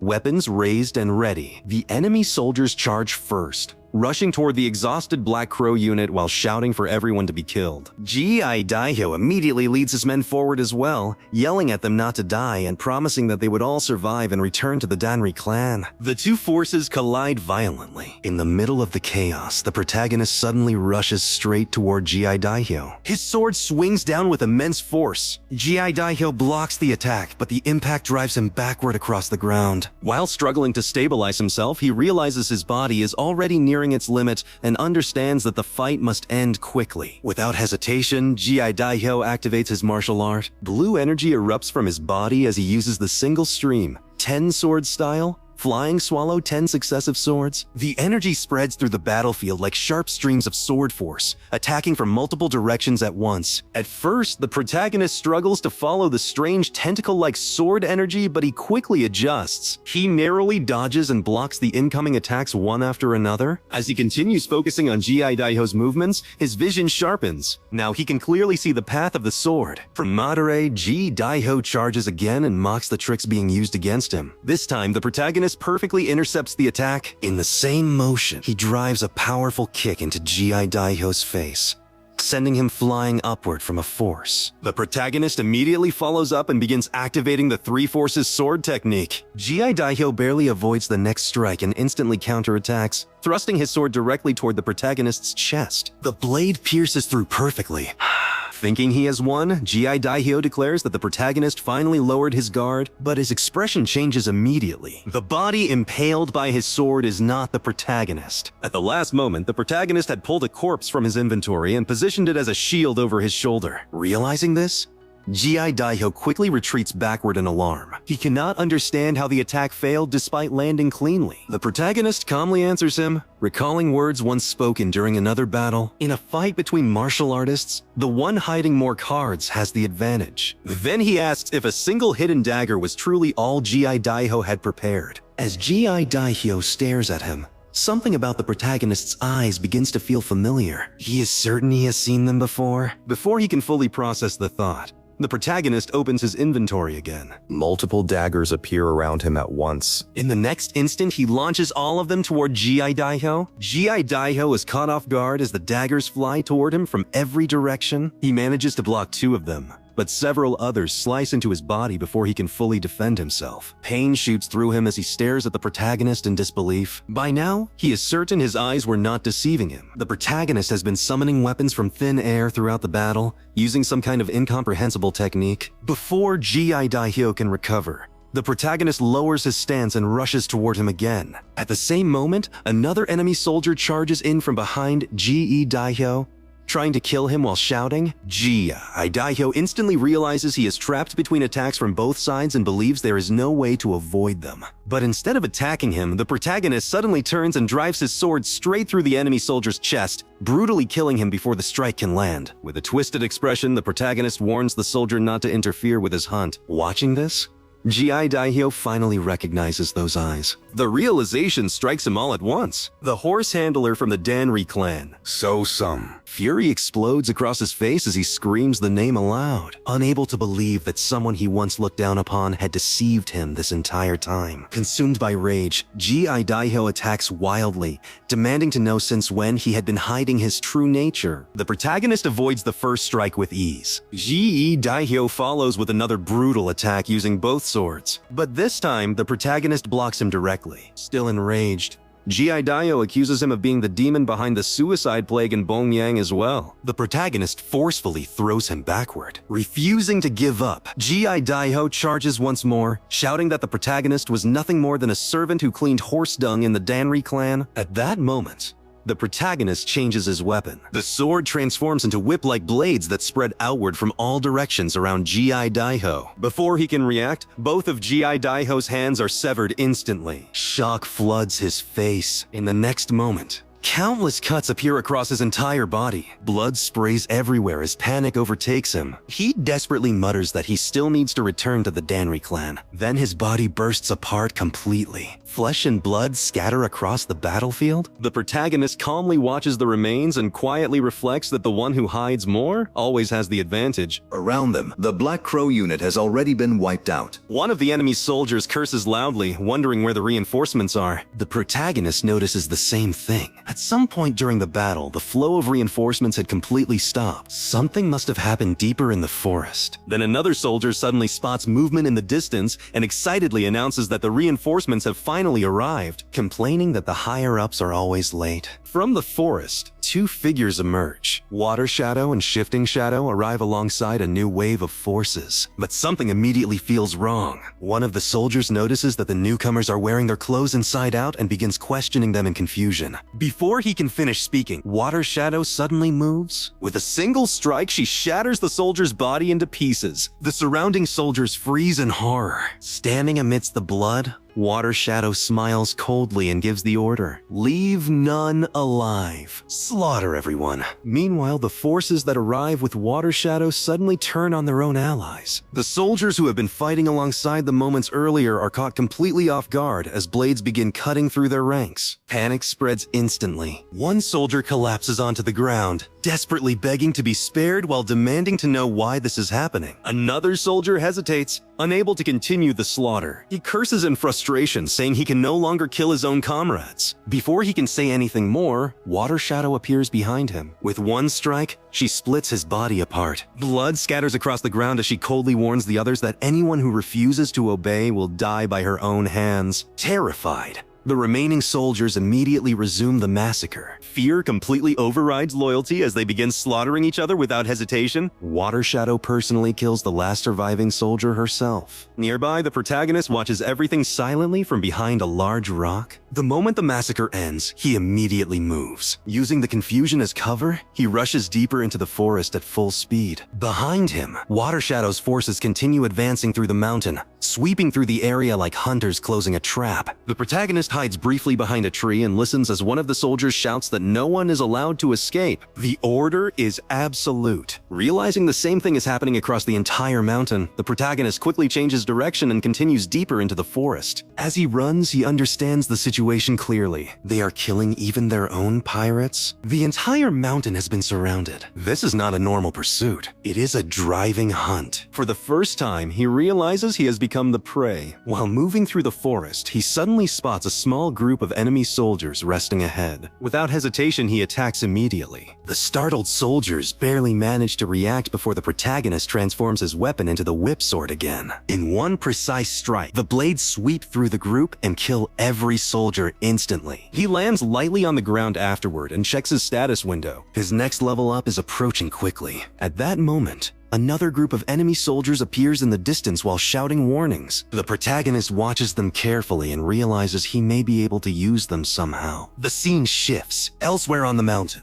Tang Wu and the remaining survivors finish eliminating another enemy group. Everyone is breathing heavily from exhaustion after continuous battles. Tang Hua notices something unsettling and asks her grandfather if he felt it too. Tang Wu confirms it immediately. The enemy is deliberately herding them toward the mountain peak. Before they can discuss it further, one of the survivors suddenly comes running toward Tang Wu in panic, urgently telling him that he needs to see something immediately. The survivors, Tang Wu and the newly arrived group, are all led toward the edge of the mountain. As they push through the trees, one of the men suddenly stops in horror and points ahead. A cliff blocks their path completely. Everyone freezes. Despair spreads instantly among the survivors. One man collapses onto the ground in shock, wondering what will happen to them now. Another mutters that everything is over. Someone else panics completely, shouting that he had only come to celebrate the wedding and never expected to die like this.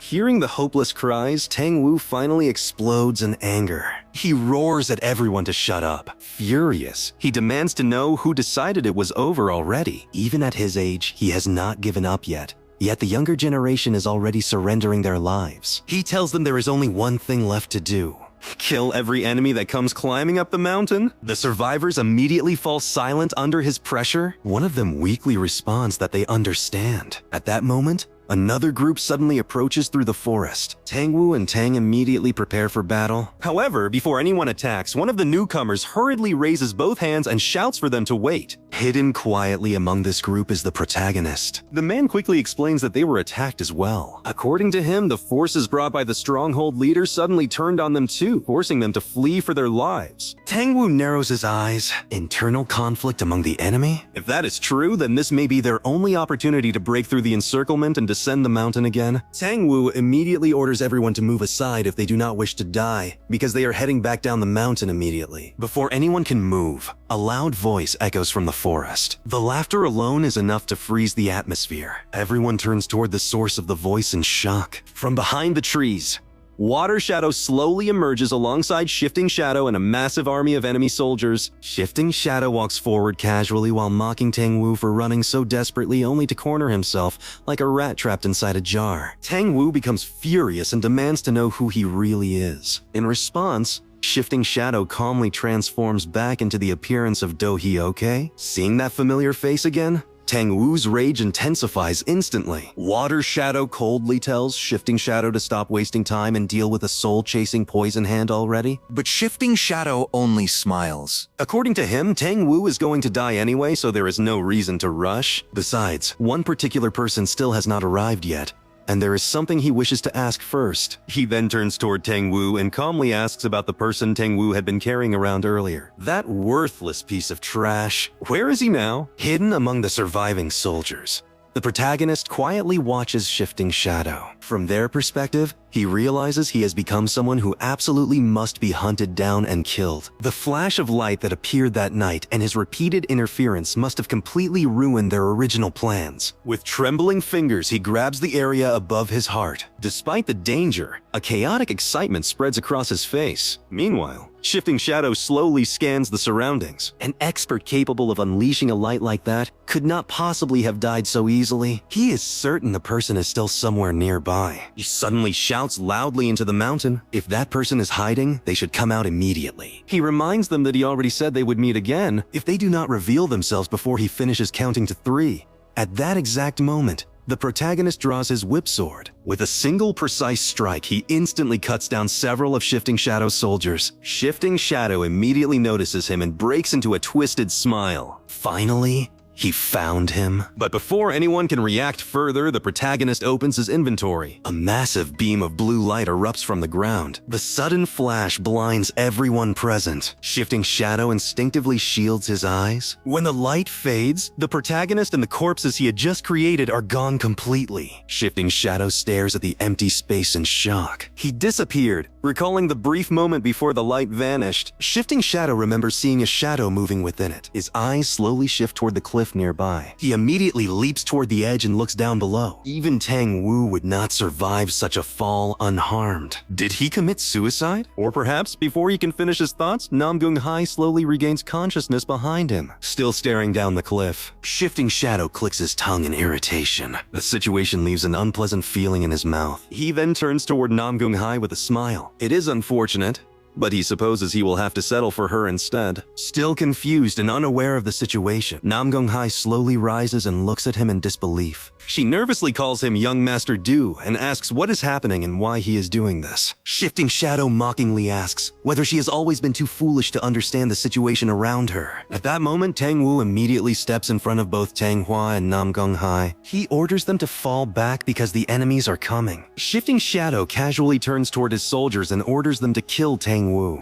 But before he can finish speaking, a loud voice suddenly echoes from behind the enemy forces. Someone loudly tells them to wait. A man pushes through the soldiers while complaining for them to move aside. It is Silver Shadow. Grinning arrogantly, he asks whether they were truly planning to start the feast without someone as great as him. Tang Wu's expression hardens immediately. The enemies they already faced were at the level of peak experts from great clans. Yet another monster of similar caliber has appeared. Then Tang Wu notices something horrifying. Silver Shadow is carrying a severed head. With a grin, Silver Shadow throws it toward Tang Wu and announces that he brought a gift. The head rolls across the ground. Namgung Hai stares at it blankly before freezing in horror. Silver Shadow spreads his arms dramatically and proudly reveals his present, the freshly severed head of the Namgung clan patriarch. The moment Silver Shadow reveals the severed head of the Namgung clan patriarch, everyone freezes in horror. Namgung Hai trembles violently before running toward the head lying on the ground. Tang Wu immediately chases after her, trying to stop her. With shaking hands,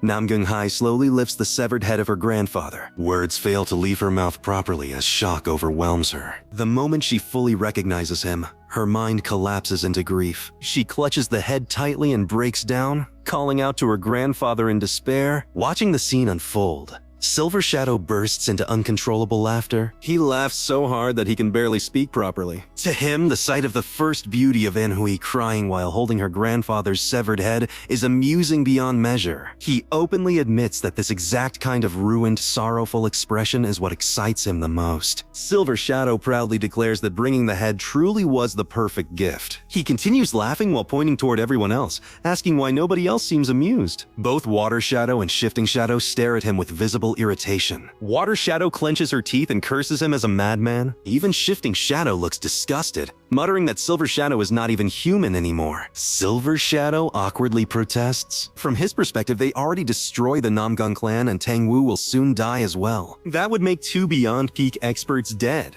along with 2 beautiful women for him to keep beside him. At that moment, Tang Wu suddenly activates the Dragon Phoenix Golden Needles. Using his hidden art, he launches both Tang Hua and Namgung Hai into the air with tremendous force, sending them down the cliff. Namgung Hai cries out in shock. Tang Wu reveals that he poured half of his remaining internal energy into the needles. Even so, he knows it is not enough for them to descend the cliff safely. Their limbs may be destroyed. They may even become crippled for life. But none of that matters to him anymore. Their survival is more important than anything else. Shifting Shadow immediately realizes what Tang Wu is doing and shouts at him in anger, ignoring him completely. Tang Wu roars toward Tang Hua as the 2 girls descend the cliff. He commands Tang Hua, the Sichuan Tang clan to survive no matter what, even if broken, even if ruined. She must stay alive and one day return to repay this blood debt in his place. As Tang Hua is dragged downward by the power of the needles, she desperately screams for her grandfather. Silver Shadow completely loses his temper. Furious that Tang Wu took away the women he considered his prizes, he immediately draws his sword and launches himself toward Tang Wu. But before he can reach him, Tang Wu releases a massive eruption of internal energy. The overwhelming aura explodes outward and violently blasts Silver Shadow backward through the air. Even Silver Shadow becomes shocked by the sudden pressure radiating from Tang Wu's body. Immense energy surges outward from the soul-chasing Poison Hand, standing alone before the heavenly demon castle forces.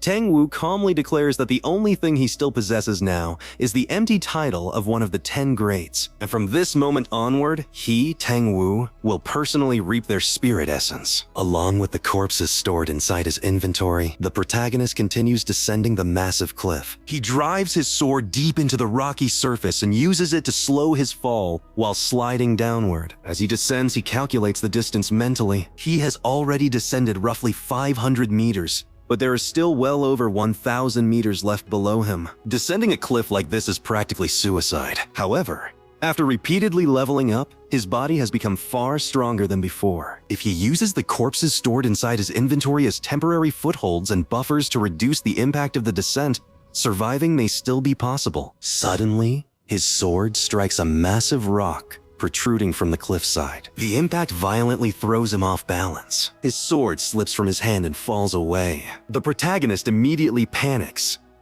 But instead of freezing, he instantly activates his inventory. The inventory bursts open. Madere? Multiple swords and corpses spill outward into the empty space around him. Using the floating corpses as stepping points, the protagonist rapidly jumps from body to body before finally grabbing his sword again. The moment he regains it, he drives the blade back into the cliff wall. Using another corpse as support, he stabilizes himself once more and continues descending. While sliding downward, he reminds himself that eventually everyone will end up at the bottom of this cliff. Tang Wu, the enemies, everyone. No matter what happens above, he only needs to survive this descent first. After that, he can look for an opportunity. Meanwhile, at the top of the cliff, immense poisonous energy erupts from Tang Wu's body. Watching the overwhelming aura, Shifting Shadow becomes deeply alarmed. He realizes Tang Wu had been unable to use his full poison arts earlier because he was protecting the others. But now, after sending Tang Wu and Nam Gung Hai away, Tang Wu no longer has anything holding him back. To Shifting Shadow, the fact that Tang Wu risked even his granddaughter's life at the end proves one thing: the old man has been cornered completely. Shifting Shadow immediately orders all soldiers to attack. After hesitating briefly, the enemy forces charge forward together, shouting for Tang Wu's death. Some even scream that they will personally kill the soul-chasing Poison Hand themselves. At the same time, the remaining survivors are slaughtered as the enemy army advances through the battlefield. Yet Tang Wu does not move. He calmly stands in place before activating one of his poison arts, Soul-Dementing Ghost Poison Hand. A massive wave of dense, toxic aura erupts outward from his body. The poisonous energy crashes directly into the charging soldiers. The moment it touches them, their bodies begin disintegrating instantly. Flesh melts away, leaving behind little more than fragments and bone. The dying soldiers scream in agony as the toxic aura consumes them alive. Seeing the incoming poisonous wave, Shifting Shadow immediately shouts for the others to block it. Shifting Shadow, Water Shadow, and Silver Shadow all raise their weapons and defend themselves with protective energy, even while resisting the poison. They are forced backward by the destructive force. The surroundings are devastated completely by Tang Wu's attack. Watching the destruction, Shifting Shadow is genuinely shocked. If they had not consumed antidote beads beforehand, even they might have melted alive under that poisonous aura. Meanwhile, Silver Shadow suffers heavily from the poisonous aura released by Tang Wu, coughing violently. He stumbles backward as the poison rapidly spreads through his body. He can barely breathe and cannot understand how the others remain unaffected while he alone is suffering. Without hesitation, Water Shadow throws a small antidote bead toward him. Silver Shadow quickly swallows it. Almost instantly, the poison inside his body stabilizes and disappears. Relieved, He gasps for air and complains that the others kept such useful items to themselves. At the same time, Tang Wu grabs one of the surviving enemy soldiers by the head. The terrified soldier desperately begs for someone to save him. Tang Wu crushes the man's skull without hesitation and throws the corpse aside. He then turns towards Shifting Shadow, Water Shadow, and Silver Shadow. Seeing the antidote bead, Tang Wu immediately understands. They came fully prepared to kill him from the very beginning. Even so, he reminds them that the person standing before them is one of the 10 greats of Murim. Did they truly believe a mere antidote bead would be enough to stop Tang Wu? The overwhelming confidence in his voice causes all 3 shadows to tense up. Before any of them can react further, Tang Wu suddenly launches himself forward at terrifying speed. In an instant, he appears directly before them. Even Shifting Shadow is caught off guard by the speed. At that moment, Water Shadow reacts first. She swings her weapon with tremendous force and strikes Tang Wu directly, blasting him backward through the air. Believing she successfully broke through his defense, she smiles confidently. However, even while being launched backward, Tang Wu flicks a poisonous dart toward her. Water Shadow is startled by the sudden counterattack. But before the dart can reach her, Shifting Shadow intercepts it with his hand. He mocks Tang Wu, claiming that hidden weapons alone could never work against him. Then suddenly, the dart transforms into a metallic golden lotus. An enormous explosion erupts instantly. The blast violently throws both Water Shadow and Shifting Shadow through the air. Silver Shadow immediately becomes enraged. Holding both swords in his hands, he charges toward Tang Wu,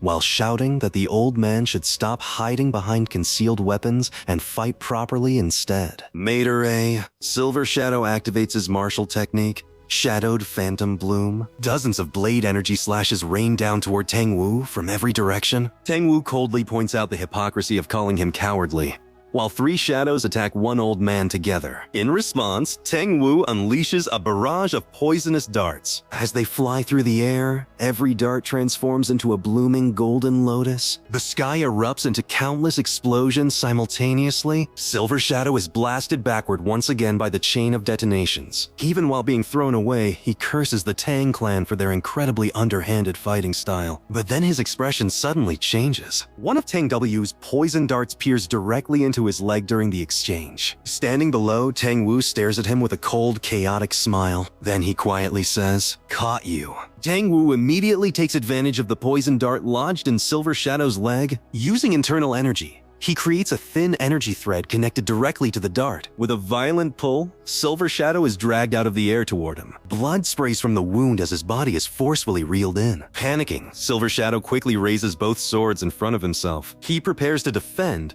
but Tang Wu moves first. Another barrage of poisonous darts shoots forward. The darts pierce Silver Shadow's body one after another. His body suddenly locks and places Madare. Silver Shadow immediately realizes what happened. Pressure point strikes. His body stops responding. Before he can react further, Tang Wu grabs him by the hair. Coldly staring at him, Tang Wu says he will begin by taking the eyes that dared look at Tang Hua. Then Tang Wu reaches forward. Without hesitation, he tears one of Silver Shadow's eyes out with his fingers. Silver Shadow releases a scream filled with pain. At that exact moment, a burst of lightning appears behind Tang Wu. He turns immediately. Shifting Shadow is already there. Before Tang Wu can fully evade, Shifting Shadow unleashes a palm strike. Tang Wu avoids a direct hit, but the attack still tears through part of his ear. Tang Wu instantly realizes something. The saber techniques were only a disguise. Shifting Shadow's true specialty was palm arts all along. Lightning gathers around Shifting Shadow's body as he closes in. Furious, he attacks. Furious, he attacks. He attacks. Activating Thunderclap 100 Strikes Palm. A barrage of condensed palm strikes floods toward Tang Wu. Tang Wu counters immediately. Activating Delusional 6 Acupoint Blood Hand. Dense green poisonous energy surges forward. The two attacks collide. An enormous explosion tears through the battlefield. But this time, Tang Wu is pushed backward. His expression changes. His internal energy is running low. Shifting Shadow notices immediately. With a twisted smile, he tells Tang Wu that his internal energy is finally reaching its limit. Nearby, Silver Shadow remains kneeling on the ground. Poison, bleeding, half-blind? Using one sword to support himself, he stares toward the battle. He mutters that he cannot see properly anymore. His precious eyes, the eyes he used to admire beautiful women, were ruined. At that moment, Shifting Shadow raises his weapon from afar and shouts at Tang Wu. Then Silver Shadow suddenly moves. Using his remaining strength, he throws his sword. He roars that if he is going down, Tang Wu is coming with him. The sword cuts through the battlefield. Even Shifting Shadow is surprised. Tang Wu tries to avoid it, but the sword still lands. Blood bursts from Tang W's mouth. Shifting Shadow immediately seizes the opening. He closes the distance and drives a heavy palm strike directly into Tang W's abdomen. The impact launches Tang Wu backward. Tang Wu tries to regain control, but his body is dragged across the ground, straight toward Water Shadow. She had already been waiting, weapon raised. The instant Tang Wu reaches her, she strikes. The blow crashes directly into Tang Uyu's abdomen. The impact sends him flying again. He crashes violently into the trees behind him. Dust erupts and covers the battlefield. Shifting Shadow and Water Shadow both stare into the clouds silently. Meanwhile, Silver Shadow remains on the ground. Holding his ruined eye and shaking with rage, he curses Tang Wu. Then he slowly pulls out his remaining sword. With fury filling his face, he says he will cut Tang Yu's throat personally. Shifting Shadow stopped Silver Shadow and told him to wait. At that moment, Tang Wu stabilized himself. Water Shadow's earlier strike had severely damaged one of his arms, leaving it nearly torn apart. Yet he still stepped forward toward the three of them. Seeing him continue moving despite his condition, Shifting Shadow was caught off guard and inwardly called him a crazy old man before growing irritated. Without hesitation, Shifting Shadow, Silver Shadow, and Water Shadow attacked together. Tang Wu moved as well. As they closed the distance, Tang Wu released another barrage of poisonous darts. Instead of flying directly at the enemies, the darts buried themselves into the ground and exploded upward. Only then did Shifting Shadow realize Tang Wu had already planted hidden weapons beneath them. The explosion forced Shifting Shadow and Silver Shadow backward. Water Shadow, however, broke through and rushed in with her weapon. Tang Wu avoided the first strike and continued moving through the following attacks. Water Shadow increased the intensity and released a continuous series of blows. Tang Wu shifted from dodging to directly blocking with his remaining healthy arm. One collision pushed Water Shadow back. Looking at her weapon, she realized Tang Wu had been striking the same spot repeatedly. Ignoring that realization, she raised her weapon and attacked again. At the same time, Silver Shadow charged in from another direction. The two coordinated their attacks and swung together. Tang Wu jumped at the exact moment their attack crossed. Their own weapons collided instead. While passing through, Tang Wu had already released another hidden weapon. The poisonous dart transformed into a golden lotus. Silver Shadow noticed it only after seeing the change. The explosion erupted immediately. All three, Silver Shadow, Water Shadow, and even Shifting Shadow, were thrown backward. Fragments and hidden darts scattered through the blast. Several darts struck Shifting Shadow. Realizing the poison would not hold him for long, Shifting Shadow became determined to kill Tang Wu immediately. Tang Wu did not give him time. He rushed directly toward him. But before reaching him, Tang Wu suddenly stopped. Water Shadow had grabbed hold of his nearly destroyed arm. She blocked his path and refused to let him advance further. Then she bit directly into the damaged arm. Tang Wu's movement faltered from a pain. Nearby, Shifting Shadow began recovering. Tang Wu looked toward him and understood that the poison would wear off soon. This was his final opportunity. Tang Wu made his decision. Rather than retreat, he abandoned the arm completely. Clenching his teeth, he forced himself forward and tore his injured arm free. Ignoring the injury, he closed the distance and struck Shifting Shadow directly in the abdomen with his remaining arm. The impact launched Shifting Shadow backward and sent him over the cliff. Tang Wu remained standing. Despite his injuries, he turned toward Water Shadow and Silver Shadow. Now only two remained. Tang Wu slowly walked toward Shifting Shadow and Silver Shadow. As he moved forward, he thought quietly to himself. His internal energy was gone. His hidden weapons had all been exhausted. What remained was only this old and damaged body. He stopped in front of Water Shadow. The two faced each other. Without exchanging words, both gathered energy into their fists. They stepped forward and struck at the same time. Their punches collided directly. The impact pushed both of them backward. Blood spilled from their mouths. At that moment, Silver Shadow recovered and moved again. Activating his technique, he rushed toward Tang Wu with his sword raised, shouting for him to finally die. Tang Wu simply dropped his body low and rolled across the ground to avoid the strike. Silver Shadow froze for a moment and angrily mocked him for using something as crude as a donkey roll while carrying the title of one of the 10 greats,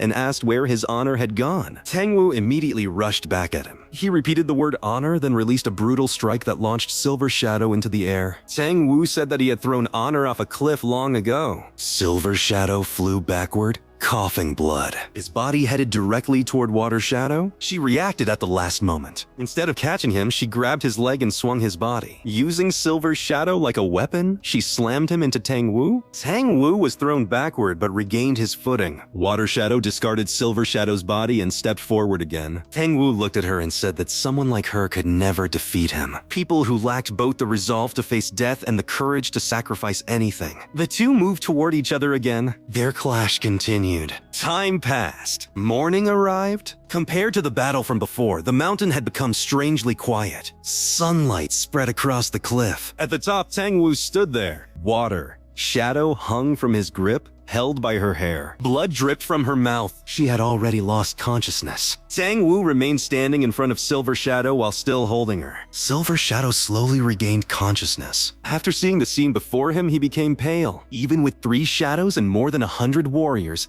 they had failed to kill a single 4. Wounded old man.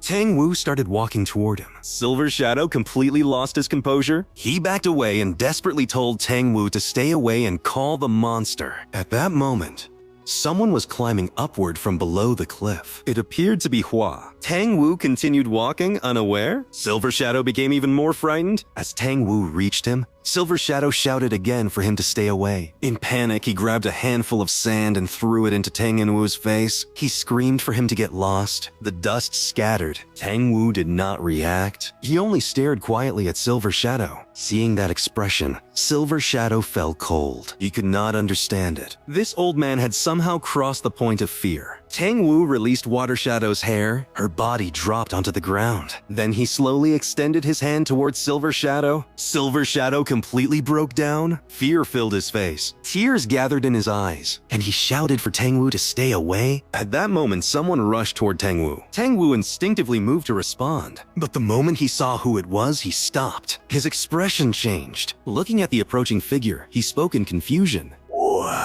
How? Before he could react, the hand pierced straight through his abdomen. Blood spilled, but it was not Hua. The figure's face distorted partially and revealed its true appearance. It was Shifting Shadow, with a twisted smile. Shifting Shadow told Tang Wu that he had finally caught him. Then he pulled his arm back and threw Tang Wu away. Tang Wu crashed across the ground before stopping. Silver Shadow stared at the transformed figure and realized who it was. Meanwhile, Shifting Shadow remained absorbed in his own thoughts. If Tang Wu's punch had contained even a little more internal energy, he would never have made it back up the cliff alive. Looking at Tang Wu sitting wounded on the ground, Shifting Shadow declared that the battle was over. Silver Shadow slowly stood back up. Holding his sword, he agreed. He admitted that he had truly believed he was going to die. Then he walked toward Tang Wu. With a distorted smile, he said Tang Wu would not be allowed an easy death. He talked about taking his eyes, cutting off his limbs, and finishing him last. He even spoke about going down the cliff afterward, but stopped. Tang Wu moved.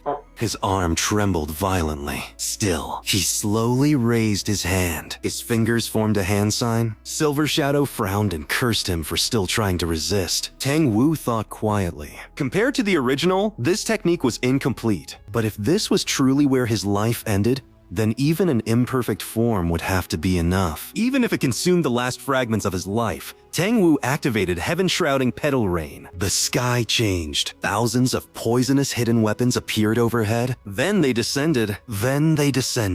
Darts buried themselves into the earth everywhere. Shifting Shadow and Silver Shadow immediately moved toward Water Shadow to protect her. As Silver Shadow moved, he realized the hidden weapons were exploding. A chain of detonations spread across the cliff. Thousands of explosions erupted. Everything nearby shattered. The shockwave threw Tang Wu from a cliff. As he fell, one final thought crossed his mind.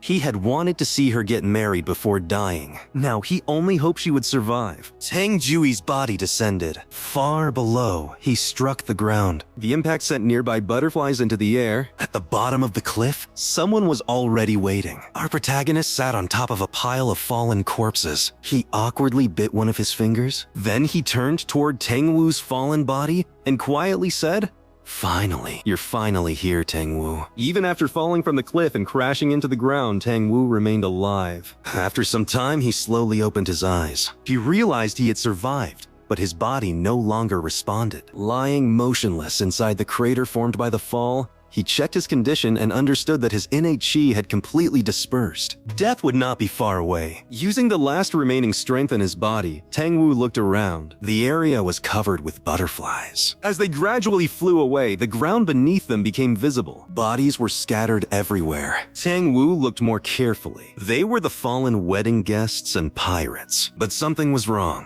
These people had not simply died from a fall. Someone had finished them afterward. Then, Tang Wu noticed someone sitting nearby behind him. He slowly turned. After recognizing the figure, he spoke in disbelief. It was Tang Sam.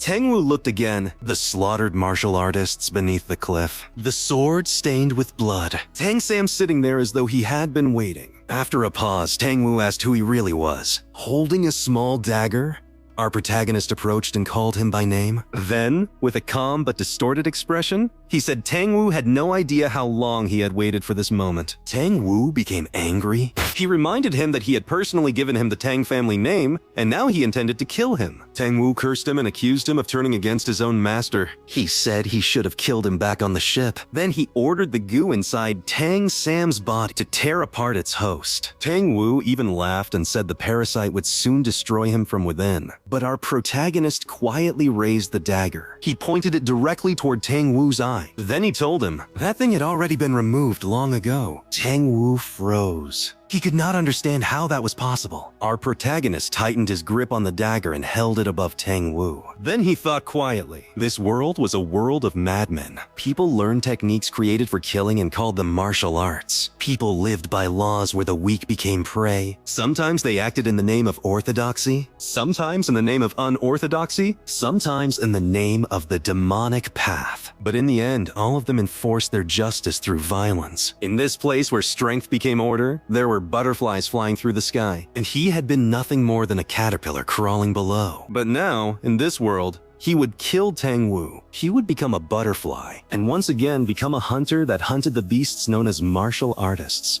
Holding the dagger with both hands, our protagonist looked at Tang Wu and said with a twisted smile, Tang Wu was his greatest prey. Tang Wu refused to accept it. He struggled and shouted that the soul-chasing poison hand could not die to someone he had once raised. He denied it to the very end. But before he could continue, our protagonist drove the dagger directly into his eye. Tang W's body went still. The moment Tang Wu died, blue light began gathering around our protagonist. The light spread from every direction. Then it intensified. A massive pillar of blue light shot into the sky and covered the entire area. After some time, the light gradually faded. Looking upward, our protagonist realized his level had risen dramatically. He gained 10 levels and reached level 24. After seeing the result, he thought quietly. 10 levels was significant, but it felt lower than expected for someone with Tang W's reputation. He had expected more. Looking at Tang W's body, he reached a conclusion. Tang would already been near death. Most likely,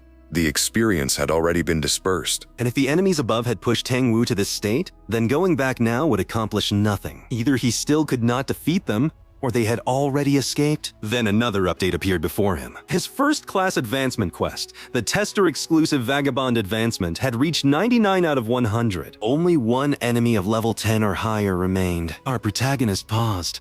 Then he pulled the dagger free. Tang Wu's damaged. I came with it. He cleaned the blade with one motion. Then he thought, Tang Wu could not have fallen alone. He had not found her yet, but she had to be somewhere nearby. A smile appeared on his face. Only one more remained, until he advanced in a vagabond. The scene shifted to another location near the bottom of the cliff. The two women had fallen there. Lady Hai had crashed against a large stone. Lady Hua had fallen into the earth nearby. After some time, Hua slowly regained consciousness. Looking at the unfamiliar surroundings, she tried to understand where she was. When she attempted to move, pain spread through her body. Her leg refused to support her. She realized it was badly broken. She did not know how much time had passed, but she was alive. Then she saw Hai. Hua immediately became worried. Ignoring her injuries, she tried to move toward her. She called out and reached for her, but after getting close, she realized Hai was already dead. Her expression collapsed. Tears appeared, but after a moment, she forced herself to continue. Her grandfather had told her to survive, so she had to live. Slowly Slowly, she crawled forward. Again and again, she repeated the same thought. She had to survive. She had to return to the Tang clan. She had to keep moving. But after crawling a short distance, she suddenly stopped. Someone was standing in front of her. She looked up and recognized him. Her eyes widened. She asked how he had ended up here. Our protagonist looked down at her silently. His expression remained cold and dark. Hua looked at our protagonist in confusion and asked how he had ended up there. Then she quickly tried to gather herself and asked for help. She said she needed to return to the Tang family, but her legs no longer responded. At that moment, her eyes stopped on the dagger in his hand. Blood was dripping from it. Seeing the blade, she suddenly remembered something from childhood. Tang Wu had once told her that members of the Tang family built their internal energy through poison, and because of that, poison naturally accumulated inside their bodies over time. The deeper their training became, the more poison spread through their bones, muscles, and blood. It was not enough to become a danger to themselves, but enough to affect the outside world. To show her, Tang Wu had once melted a piece of iron with poison. After that, he lightly tapped her head and told her never to neglect training because one day she would reach his level or perhaps even surpass him. Returning to the present, Hua looked again at the dagger. The corrosion marks left on the blade matched Tang W's poison. Her expression slowly changed. She asked whether he had killed her grandfather. Unable to understand it, she asked how someone who had been given the Tang surname could do something like this. Then anger replaced confusion, calling him a traitor. She forced her broken body forward. Using what little strength remained, she crawled and grabbed him, saying she would kill him. Our protagonist looked down at her. His expression stayed cold. Looking at Hua struggling across the ground, he quietly thought that it looked no different from insects. To him, Anhui itself had become a giant goo jar created by the heavenly demon castle. A place where insects survive by killing one another. And wasn't it said that the longer an insect survived inside the jar, the more poisonous it became? If every insect died and only one remained, how powerful would that accumulated poison become? Looking at Tang Wu, he wondered the same. After thinking for a moment, he sat down near her. Then he calmly said that killing her now held little value. It might not even fulfill what he needed, because she was weak, still crying. Hua repeated his words in disbelief and asked what he was talking about. Our protagonist then drove the dagger into the ground directly in front of her. He admitted that Tang Wu had died by his hands. And because of that, if she wanted repayment for Tang W's life, she should come and take it herself. He said he would wait. Those words broke her completely. As he turned and walked away, Hua cried, cursed him, and swore she would kill him one day. She shouted that he would regret leaving her alive. But our protagonist continued walking. While leaving, he thought that Anhui was no longer the only goo jar. Now the entire Murim had become one. The orthodox path. The unorthodox path. The heavenly demon castle. Soon, countless insects would gather and kill each other, and if he wanted to survive, if he wanted to continue hunting, he needed to become stronger than he was now. At minimum, strong enough to stand against someone of Tang W's level. Looking at his status, our protagonist judged that reaching the Vagabond class would probably require more than completing the condition alone. He estimated that he would also need to reach level 30. He looked up at the sky and quietly thought about what came next. To get there, he would need to hunt more efficiently than before. Then his expression slowly changed. A faint smile appeared on his face. He decided to change his hunting ground. As he continued walking, he thought that he needed a place with more blood, more battles, and more opportunities to gain experience. Meanwhile, the scene shifted back to the top of the cliff. The explosion created by Tang Wu had ended. All three shadows survived, but suffered heavy injuries. Silver Shadow struggled to stand and complained that Tang Wu had detonated hidden weapons directly in front of them. He admitted he had believed the Tang clan's heaven-shrouding petal rain had already been lost. Shifting Shadow explained that what Tang Wu used was incomplete. According to him, Tang Wu lacked the internal energy to reproduce the original technique and only managed to recreate its outer form by detonating the hidden weapons he had prepared beforehand. Even while saying that, Shifting Shadow quietly admitted to himself that the result was still far stronger than expected. He looked toward Water Shadow. Her body had been heavily damaged from shielding them. Shifting Shadow concluded that they had survived only because Water Shadow had taken the impact. Otherwise, they would not have made it out alive. Silver Shadow agreed. He commented that Water Shadow had always been unusually durable, and that her heart guard had kept her alive, even if she was now barely holding on. After that, Shifting Shadow turned and announced the next step. Silver Shadow would take Water Shadow and return to Mubon. Meanwhile, he himself would head to the Murim Alliance and prepare the second stratagem. Silver Shadow immediately reacted. He became alarmed and protested. Going to Mubon alone was something he clearly wanted to avoid. He refused and insisted they should return together, but before he could continue, Shifting Shadow launched himself into the air and disappeared. Silver Shadow shouted after, but there was no response. Left alone, he clicked his tongue. Then, while grinding his teeth, he quietly admitted to himself that he was scared. The scene shifted again. Deep within the mountains stood the heavenly, demonic castle of Mubon. The fortress was surrounded by steep cliffs and illuminated with dark red light. Outside its enormous gates, Silver Shadow stood nervously. Water Shadow was being carried behind him on a stretcher by servants. Looking at her, he repeatedly reassured himself that nothing bad would happen. After taking a breath, he pushed open the gate. Inside the palace court, Mubon sat on his throne. Silver Shadow immediately entered. Without hesitation, he dropped to his knees and bowed. He reported that the first stratagem had been completed successfully. He tried to downplay Water Shadow's injuries and insisted there had been no real issues. Then he explained that the Namgung clan had been destroyed. He added that he personally brought back the Patriarch's head. He also began mentioning Tang Wu, but then he suddenly froze. Without noticing, Mubon had already appeared behind him. With a cold expression, Mubon asked him to repeat himself. Then he quietly questioned whether the first stratagem had truly ended without any problems. Our unhinged MC is officially rewriting the Murim rules with pure, unfiltered madness. If you want to see how much more blood and chaos he can unleash on the martial arts world, slam that subscribe button right now. Click the next video on your screen to keep the chaotic marathon going.